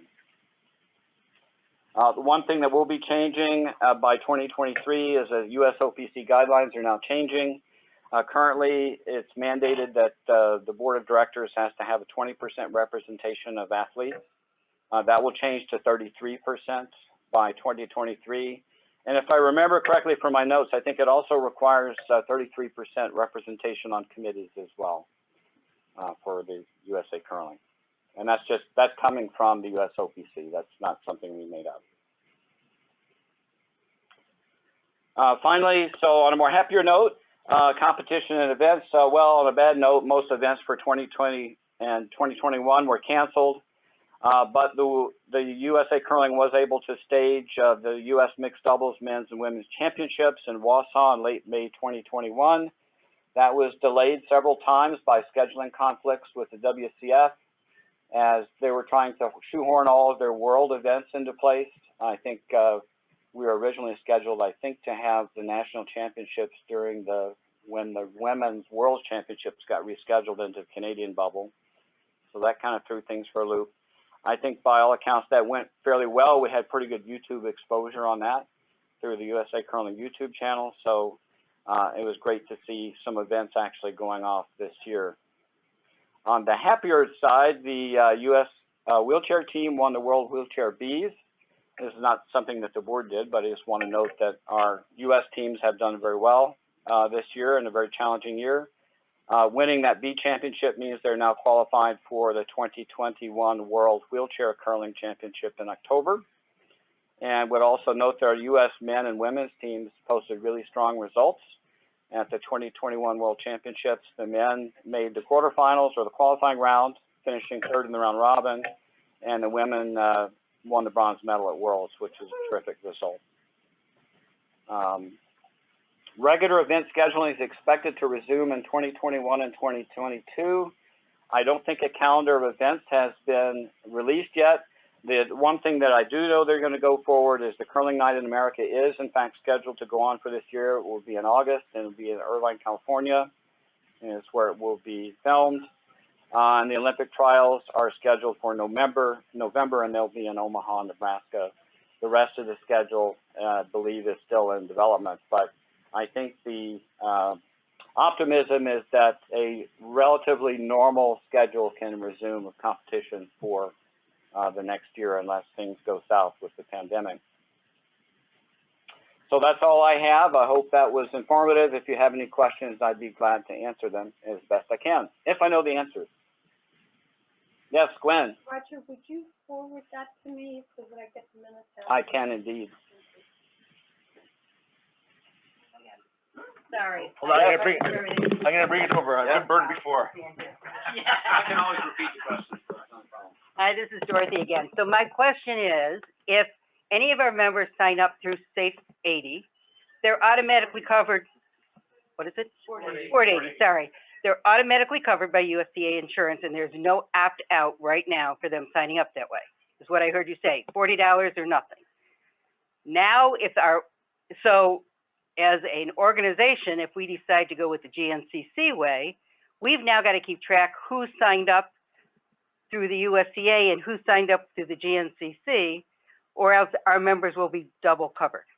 Am I hearing that right? I'll be glad to take a stab at it.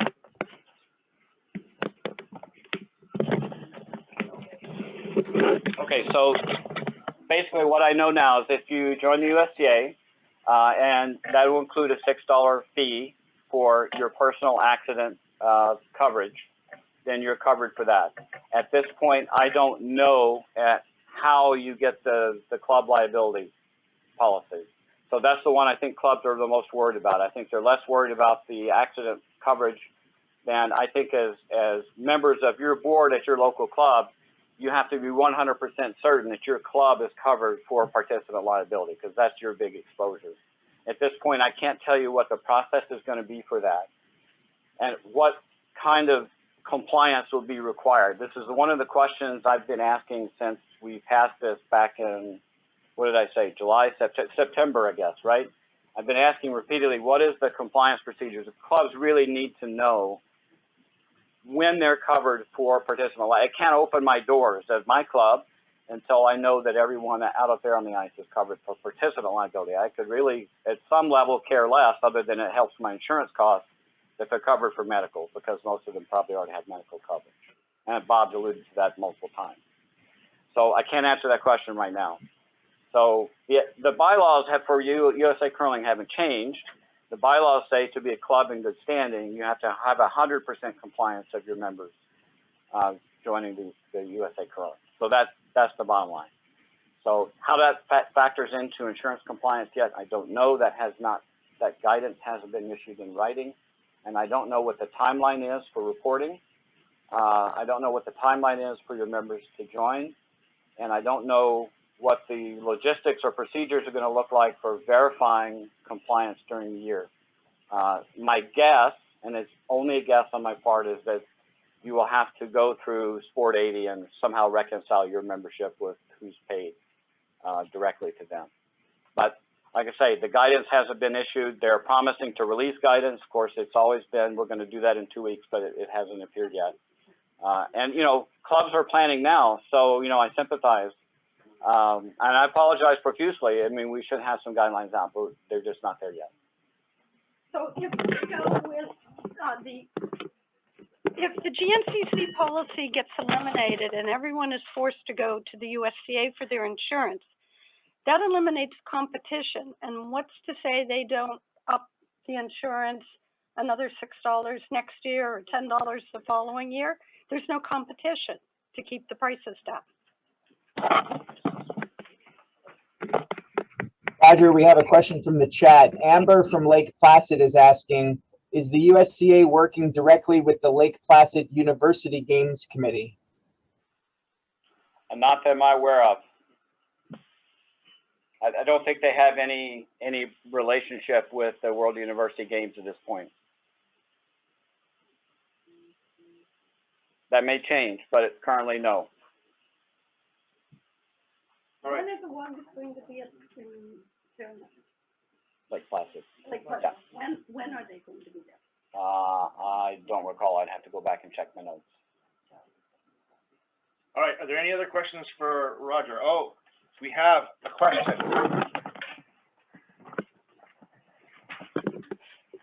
Recently, I heard about the Junior Curling Association. Can you tell me what that association is, what its relationship is to the USDA, and how does that impact our regions for our juniors?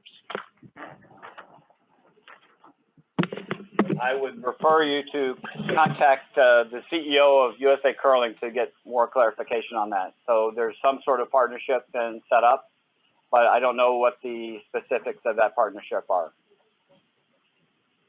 So if you have questions about that, I would encourage you to contact the CEO at USA Curling. we have not been shared any details on the board of what the nature of that relationship will be. All right, any other questions? I'm attempting to move on here. No, I got a question. Joe Salad from Ardsley. For Roger, I'm beyond, I'm beside myself as far as certain things go. I have never gotten any information on Sport 80 or anything directly from the USCA. Is there any communication between the clubs, member clubs, and the organization? USA Curling at this point has not issued any written documentation about procedures or logistics moving forward. They are promising at the last board meeting, the CEO and the membership director promised to work directly with clubs to deal with the compliance issues. But as of now, I have not been contacted as a board member. We are actually promised to be trained as well. And that's as of June 1st. And I'm not aware that our club has been, or any other club has been contacted so far. I can't answer that question. It just sort of seems that they're moving in a certain direction and the clubs don't have any idea what's going on. I think that is accurate. Okay. I'm not disagreeing with you. It's not just me then. Okay.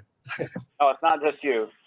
So I would hope that communication would come pretty soon. I've stressed repeatedly that getting this information out in a timely fashion is pretty critical.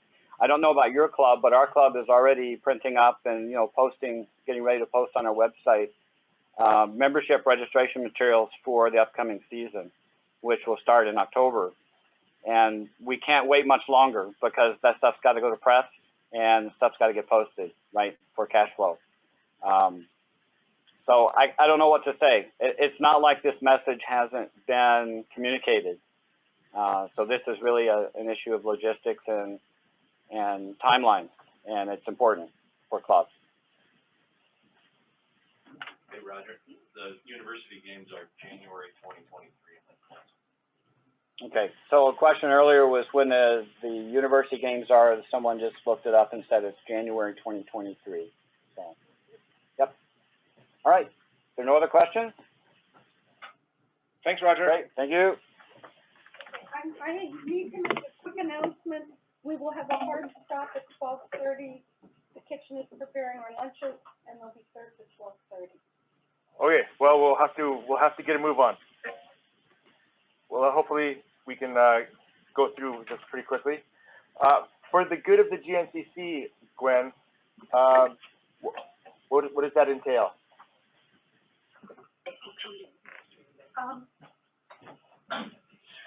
For the good of the GNCC is an opportunity for any club president or rep, or actually anyone in the meeting, to make announcements about events going on at their club that they feel would be of interest to the GNCC, to the rest of us. So that at one point in time, Pittsburgh stood up and said they were going to dedicated ice. So it's that type of a format. It's fairly open. Do we have any quick comments? I know we're kind of running short on time, so. You could amend the agenda to move that to the end. We'll move that to the end. Great idea, Gwen. She's not ready. Gwen? Yeah. Awards now? Monica and where's Charlie go? He's right here. Charlie's Monica. This is the awards committee, and before, sorry about this. The awards committee met, and Dorothy has very strict guidelines about what we can and can't do as far as how many become outstanding service award recipients. Me bad. I went behind your back. Dorothy, would you come up here, please? Hang on, the insurance isn't paid. No, that's right. You can show that award into that camera.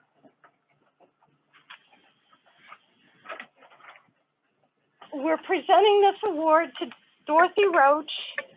Oh, gosh, stop sharing. Oh, my Lord. Okay. Who was running the show? I'm not, oh, Matt. Matt, can you share? Camera, please. Lights, camera, action. Have her stand on a stone. I love you too. We are presenting this lovely award to Dorothy Roach for 10, I'm sneaky, for 10 years of service to the GNCC as our awards chairperson. And when we lost our pins and patches person, Dorothy didn't even hesitate. She just stepped up to the plate and said, I can do that too. And Dorothy's been a great chairman of the committee. I actually was on the committee before Dorothy and never wanted to chair it. Thank you. And she's been a great chairman for 10 years. Come here, come here, come here. She's up next anyway. Yeah, I'm up, I'll be here in a second, but thank you. Thank you. A surprise, for sure. I just was called a sneaky little bitch. I am. No, I didn't say the last word. I just told you sneaky. I read the bubble. Okay. Sure. Now that I'm all choked up, let me get this stuff. Ready yet? No, that's okay.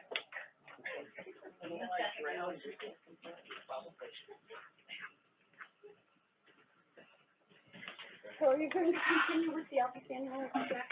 I was gonna do the honorary first. Yeah, I can do outstanding. I'll do outstanding first.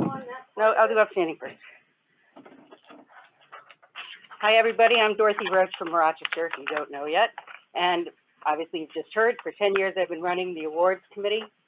I love it because it's our opportunity to just thank the people, some of them behind the scenes that have been doing so much to keep curling going on the East Coast. We all, or almost all of us, are 100% volunteer.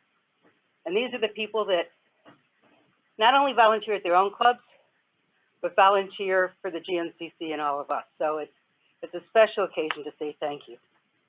We're going to give out 2 more outstanding service awards. And these are for the people that, they're not necessarily on our board, but they are people that have run committees or done something very special for us.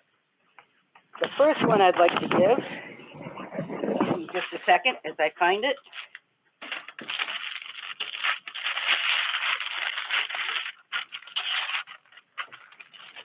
is to Janet Dorsett from New Hampshire, from Nashua.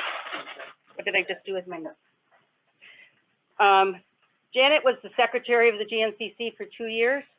She also, once she stopped being the secretary, she took over the historian for the club, So if you were running any bonspiel or doing anything that needed to be recorded in the GNCC events, she was on your phone looking for it before the event was almost over. She was really good at it and really held hard. And for that, we would like to give her the Outstanding Curling Award, along with that crystal. Sorry, I was expecting to be up in 15 minutes, a little bit more organized. Janet is not here today, but Gwen is going to give it to her at a National Women's Picnic. What did I say? I'm sorry, a Nashua curling event later this summer. The second person we would like to give the Outstanding Curling Award to, or yes, Outstanding Service Award, is Jay Flanders. Jay is a member of the board, right here. It was described to me as, without Jay's help, we wouldn't have been able to get to our current electronic media letters that we get all of the time, which are so appreciated by everybody because it's quick and up-to-date information. He also is the king of arena curling, could I say? He started the arena curling championship, and I know the people I've talked to from arenas have truly loved it, and USDA has taken over and having one too now here. So from all of us, thank you for all of your work. Thank you, very unexpected. Well, good. Yes, here, wait. There he is.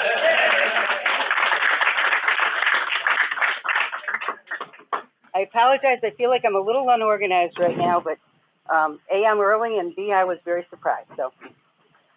The next two awards I'd like to give out is a type of award that we have for, above and beyond the outstanding service. It's an honorary lifetime membership. This requires all participants to vote for it because it includes a lifetime exemption from paying your dues to the GNCC. It is above and beyond the outstanding service. There's people that have led us into the future and really helped us grow. So I would like to motion that Mary Ann Vermillion, my good friend here, receive an honorary lifetime membership to the Grand National Curling Club. The awards committee believes that she deserves this honor because she's been on the GNCC board for 10 years. She was the director of events leading to nationals starting in 2011. When the new management plan was initiated, she remained on the board as a managing director for over 21 national events until this past season. Mary Ann has been the GNCC rep from the Plainfield Curling Club since 2011, and she received the Outstanding Service Award in 2018. So, yeah. So we have a motion and a second.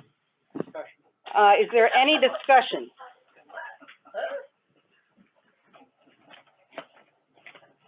If you have a discussion and you're on Zoom, can you just put it in chat? I think that'll be the easiest way.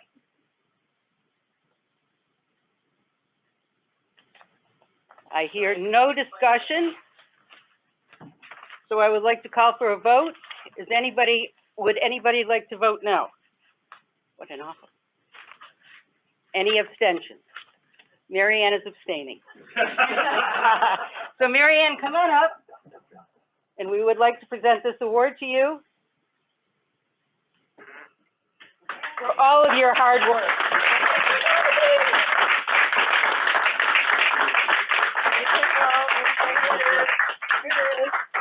You're getting a standing ovation from the people here. I'm gonna confuse the heck out of my club treasurer when I tell them they don't have to pay my dues anymore. There you go. Thanks, Maria. Thank you. You can voluntarily contribute. I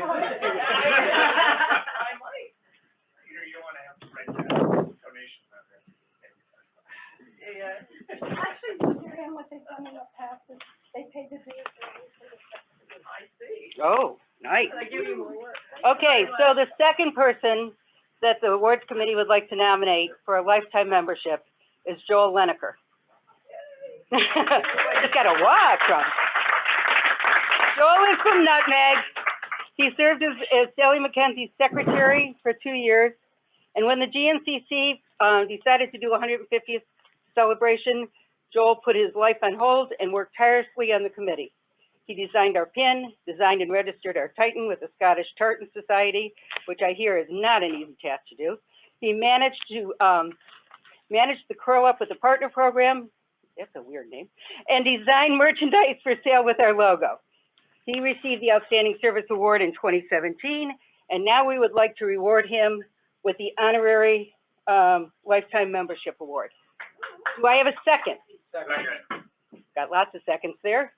Once again, we need to take this for a vote. Anybody on Zoom, if you could put something in chat, discussion first, I'm sorry.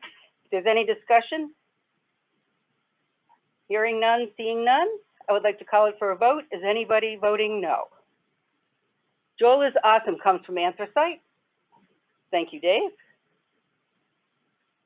All right, anyone voting no? Any abstentions? Then Joel Leneker, could you please come up and receive your Lifetime Membership Award?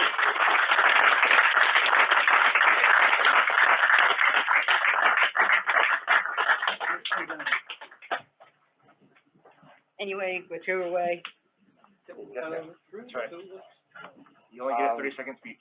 I'll be real quick. I'm very honored that I'm given this award, and it's totally unexpected. So that's always the best thing when you get these awards. As all of you know, I have to do a quotes comment because I run the quotes competition So I wanted to expand it, but the treasurer said that I needed funding to cover my expansion. So perhaps my membership dues when I have to go will be contributed to that funding for the quotes competition. But thank you all very much.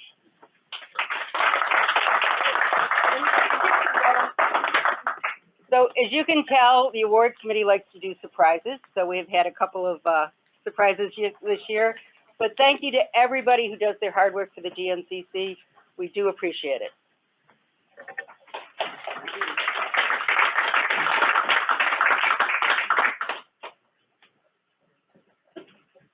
All right, well, before our hard break at 12:30, I think we should do the election and installation of the officers and directors.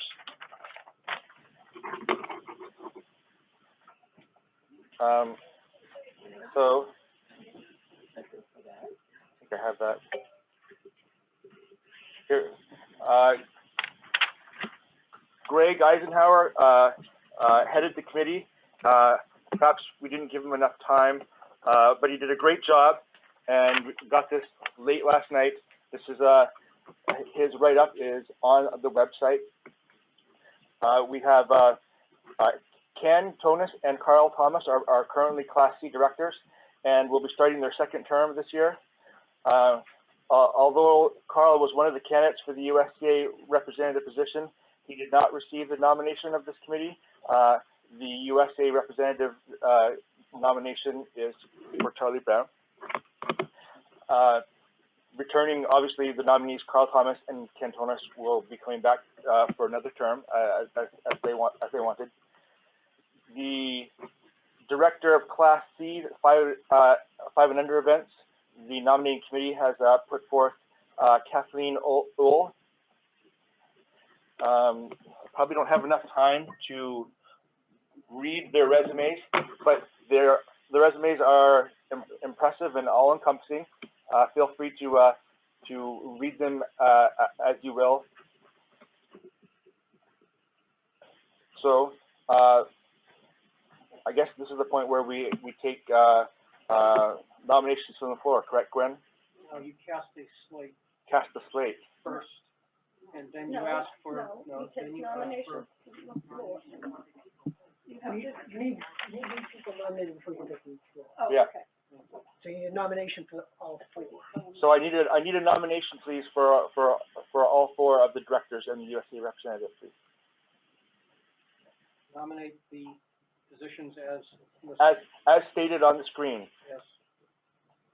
And a second?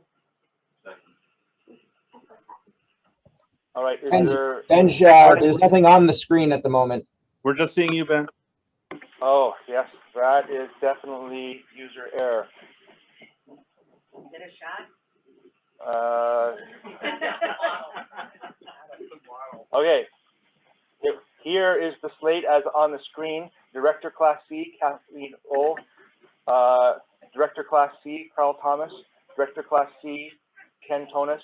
USDA Representative, Charlie Brown. Just to reiterate what I, tried to say. Is there any discussion?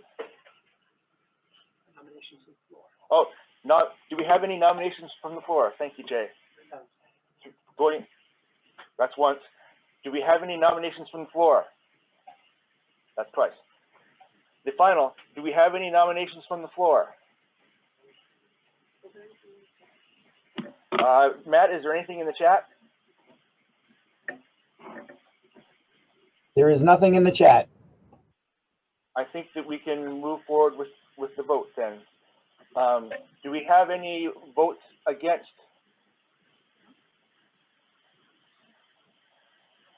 Crickets. Do we have any abstentions? Then I think that we have a unanimous decision by the GNCC. Thanks for re-upping, and thanks for being the new Director Class C for Kathleen Ull and Charlie Brown for the USDA representative.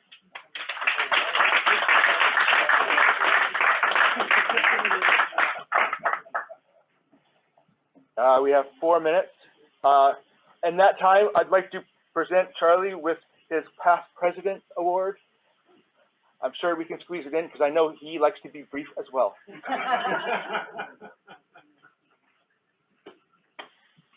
I'm going to stop sharing. All right, Charlie. Thank you. Thank you. Okay.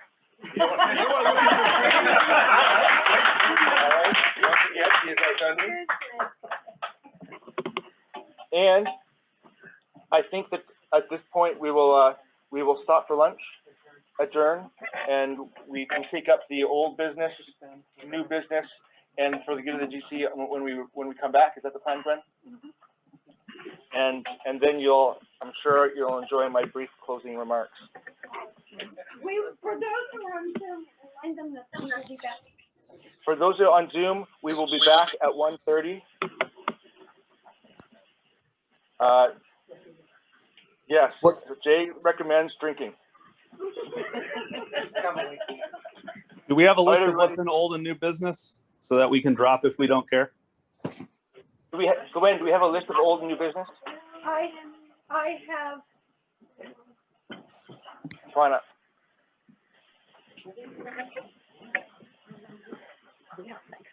I have no old business that was presented to me as secretary. Does anyone have any old business? No? No. Okay. Anything in the chat? No. Thank you. Is there any new business to come before this group?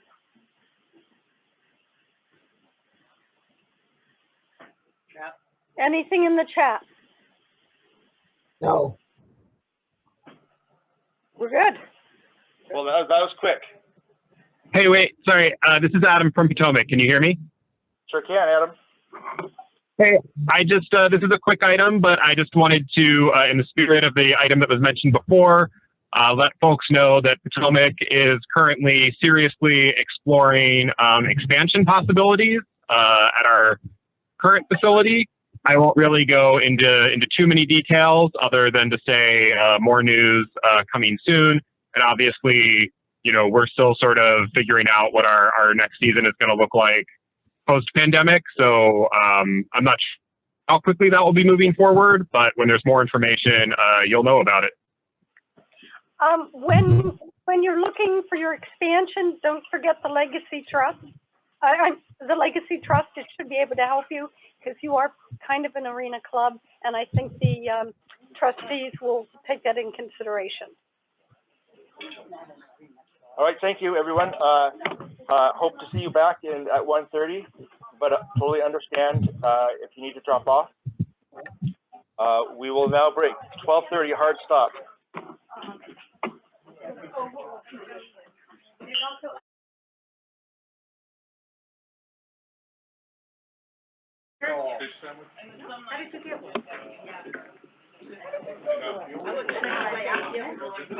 I don't know you.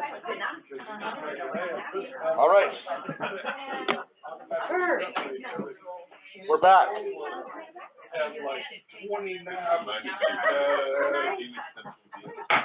Thank you, Jay. Yeah, no, still talking.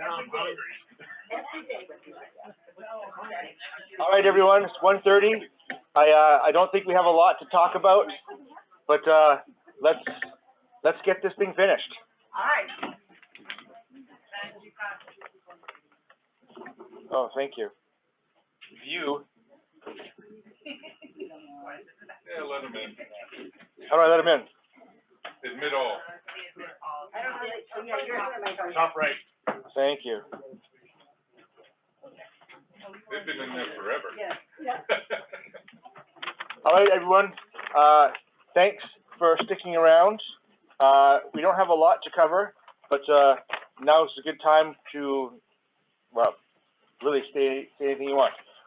We don't have any old business, but does anyone have any new business they would like to discuss? I do have one old business, and I see somebody asked there. The Gordon patches, actually, I have a couple of words. Hold on. I think that, is it Mike Miner? Yeah, Mike Miner. Yep. And Joel. here we Mike go. Miner, Angela Lineker, and the rest of the, Disaster. That didn't work very well. That didn't work too well. Do we kill everything? He does everything, look at this, he even crawls on the ground for it. Are you back? The power's starting to come back. I was too far away. Uh-oh. Are we still connected? Can anyone hear me? Well, you can't tell because you're muted. Are you muted? I wasn't muted. They're muted. Can anyone hear me? Hear me now. Yes, we can. Yes, we can hear you. Oh, good. Okay, Carl, come on up. Okay. So there was a question and thing about the Gordon patches. I do have the Gordon patches from the canceled Gordon. I have all the address labels printed out. I just have to stick them in envelopes and send them out. So I will be doing that. I know I've been saying that for a while, but I'll get to it. I also have some mugs. I don't really want to mail those. But I have 20 mugs from the 2019 Gordon. I'll probably send one out to every skip or try to get them out to you somehow. I think if I try to mail them, they're gonna break. Yeah, I wouldn't do that. So. Did you see that comment? Thanks, Carl.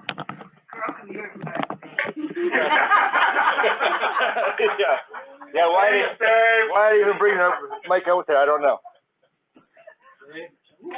All right, well, that was old business. Anyone else have any old business they want to discuss?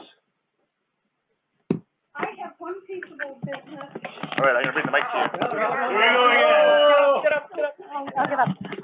I am still missing one trophy that I know of. So, I also found out that there were trophies I didn't know existed. So if you have a GNCC trophy from any event, please get it back to me as soon as possible. We're repairing those that can be repaired, some can't. We're making shipping crates, thank you, Jay, for those that to be shipped. And because there's never been a record before, I'm taking all the names off the trophies and making a spreadsheet, which Dion is going to be posting on the website. So if any of you out there have a trophy, please get it back to me. Thank you. We will reimburse you for the shipping costs, so don't worry about that. Which one's missing? So we can all go home and look for it. It's the second event, Child's Challenge. And but that's the one I know about. There's only one trophy. That's the only one I absolutely know about. There may be others out there that I don't know. So if you've got a trophy, let me know. Okay. All right, excellent old business. All right, new business. Does anyone have any new business they'd like to discuss?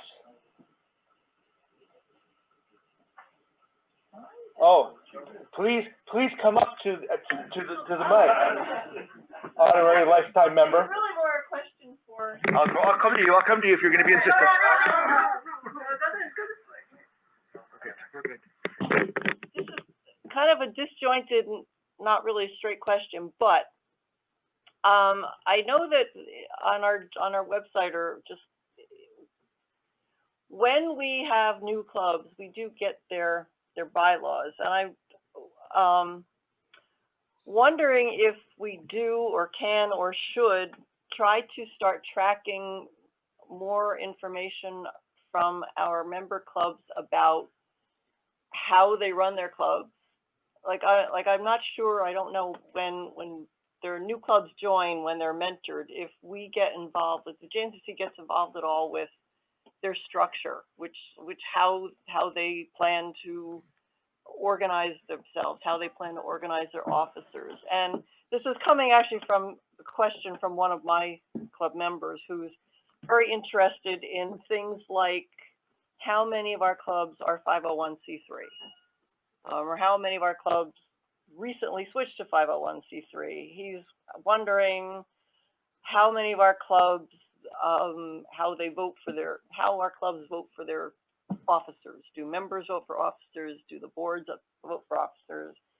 He's asking, are there clubs that often do special assessments? There's just like a lot of different things that seem to like would be of impact to all of our clubs individually. And I don't know if it's these kinds of things we can track. One of his questions was, how do other clubs handle late or uncollectible member dues? How many clubs do fundraising? What do they do? How, is it successful? And it just occurred to me that we don't know, I don't think, as an organization, what our clubs are doing in these arenas. I don't know if it would be possible to. That is a huge undertaking. It is a huge, I know it is a huge undertaking, but maybe start small, like how many of our clubs are 501c3? Do we even know that? Well, we want to know that. On our website, we have, well, that's just our new website, which I didn't really plug that much. Dion's put like all the links in for the websites. You just click on their pins. So it's, if someone wants to go and do the research, they can go through our site and then go directly to the club site. And to me, it seems like that should be the club's responsibility to display their bylaws and points of contact. Yeah. Some of that would be in bylaws, I'm sure, but not all of it. But to have someone compile all that data. It is big. Yeah. And it changes. And it changes. So then my next question, and what I suggested to this person who asked me this, was why don't you put together some kind of a survey that's got straight questions that are easily answerable? And if somebody were actually willing to do that, would that be something that the GNCC would be willing to at least distribute and say, you know, if your club wants to answer some of these questions? That's easy enough to do right in our like you could, like in the newsletter or something. We can also just do a special email with a survey. That's not hard to do. Yeah. That was kind of my thought. I mean, it's all good and all, it seems like a lot of clubs do these things. They do fundraisers, they do, you know, they become 501c3, what are all the other things he's talking about? They do select officers, they do have members that don't pay their bills, and I think we're all sort of dealing with these issues independently. And it is definitely huge. On the other hand, it would be helpful if we all knew how other clubs handle these things, because we all struggle with the same stuff. So I know it's monumental, but it just seems like. Send it my way. We can chop it into bite size. We'll get surveys. If it's a 100-member survey, a 100-question survey, we're not going to get a result. Right. But send it my way. We'll chop it into pieces, and he won't get 100% participation, but he'll get something. Right. Okay. I'll do that. Not hard. Oh, here, will you hold that for me? Sure.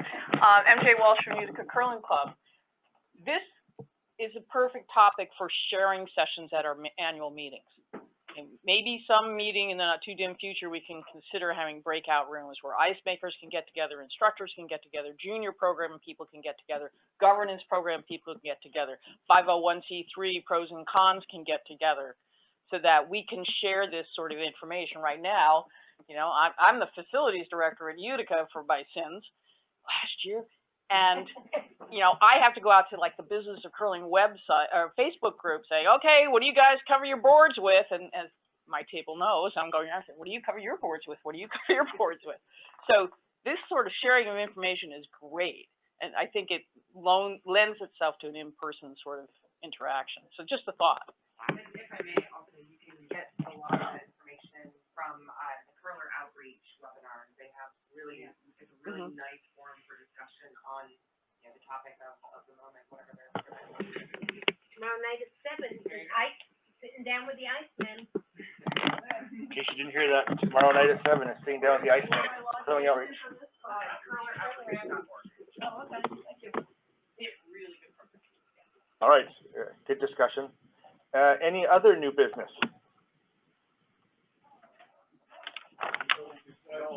Oh. Joel again.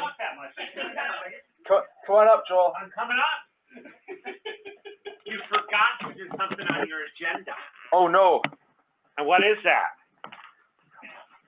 celebrate my quotes victory? That's correct.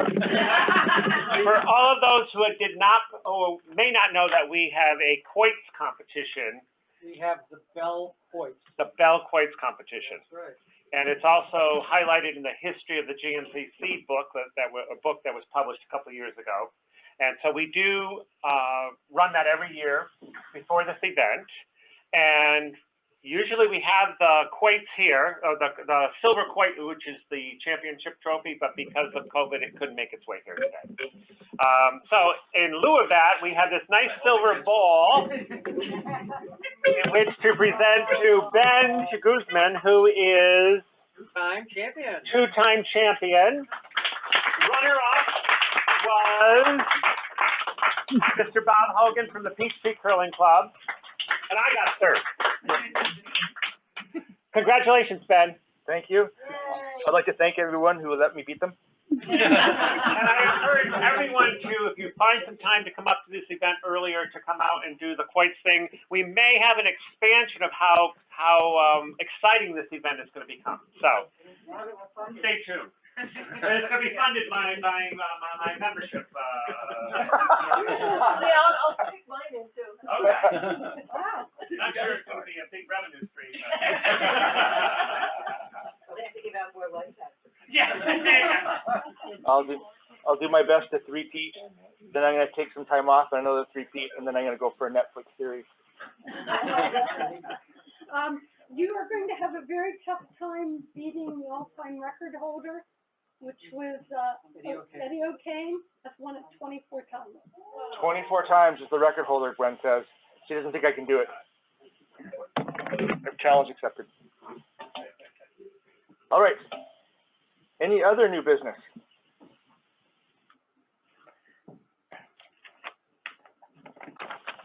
I guess at this point we could, for the good of the GNCC is also up for grabs. Hearing none, I make a motion for adjournment. No, no, no, no. I have a for the good of the for the good of the GNCC. Let's hear it. All right. So this is Ann Kirkpatrick from the Belfast Curling Club. And it's not actually for the good of it. It's kind of sad news. But in March, the Belfast Curling Club had a horrific flood in our basement with over 6 inches of water from a pipe that burst upstairs. We have lost the bar flooring and part of our hardwood floor upstairs. We've lost all of the women's locker room and all of basically who's ever been to the curling club, you know, where you have the step up. We've lost everything from the step up to the ice house, and we are working with the state fire marshal because in order to replace it, we also have to upgrade some things at the club. We are hoping that we can get it all done in order for the start of the season. And if anybody would like to donate to our cause, you can send a check to the Belfast Curling Club, P.O. Box 281 in Belfast, Maine, and the zip code is 04915. One of the things that we will be doing is putting another egress out of the basement directly into the banquet room. So, and we'll have a handicap bathroom downstairs right when you come off the ice.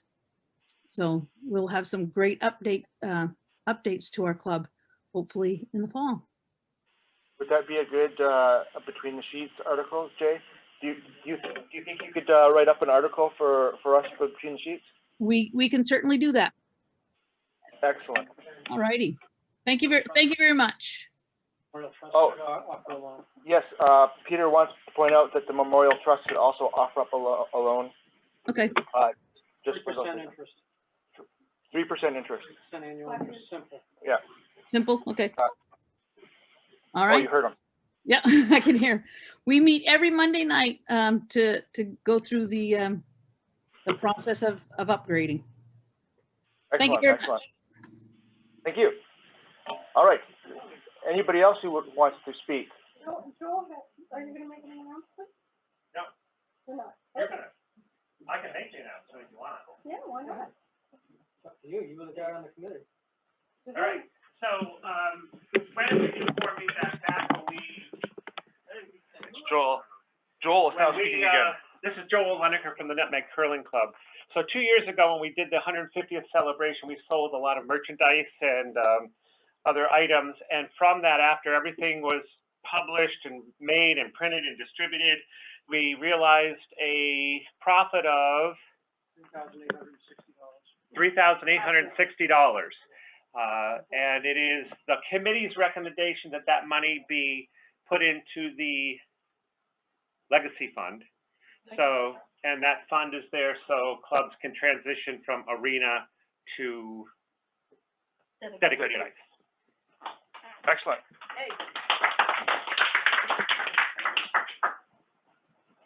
That's excellent.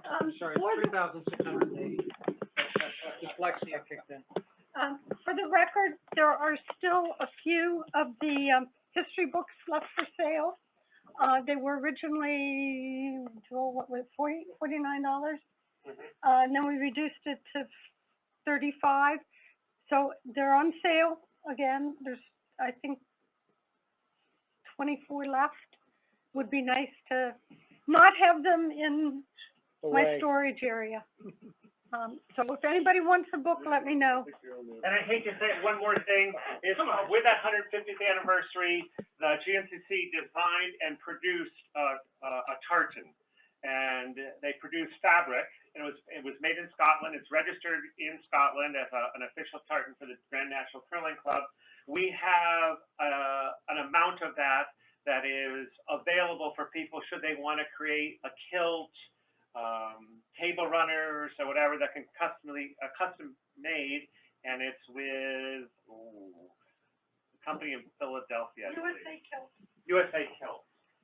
But we do have that available. If anyone is interested in seeing what it looks like, we can put that in the sheets again to see what the tartan actually looks like, give you a little bit of history, and that material is available to anyone that wants to do anything with it. Cool, cool. And it's on the website under history. Thank you. On the website under history. All right. Excellent topic. Any other new business? Or, for that matter, good for the GNCC? Well, it looks like we might be able to close out then. Closing remarks. Thanks everyone for coming. It was a interesting hybrid. I think we managed okay. Could have gone a little more smoothly perhaps, but hopefully next year we'll be able to all meet in person, or I don't know, if people like this hybrid thing, we can discuss it. And I guess that's it. I really don't have anything to say other than thank you. Motion to adjourn. Motion to adjourn. Second. Who made the motion? Jay made the motion. Jay and I. Okay. Does anyone need to discuss this? Yeah, what are we gonna do for the afternoon? Take leaves. Well, Before you. we're going to discuss that after the meeting. Okay. Does anyone, I'm done taking minutes, so. is anyone against ending the meeting? Do I have any abstentions? Motion unanimously passes. Goodbye, everybody. Bye.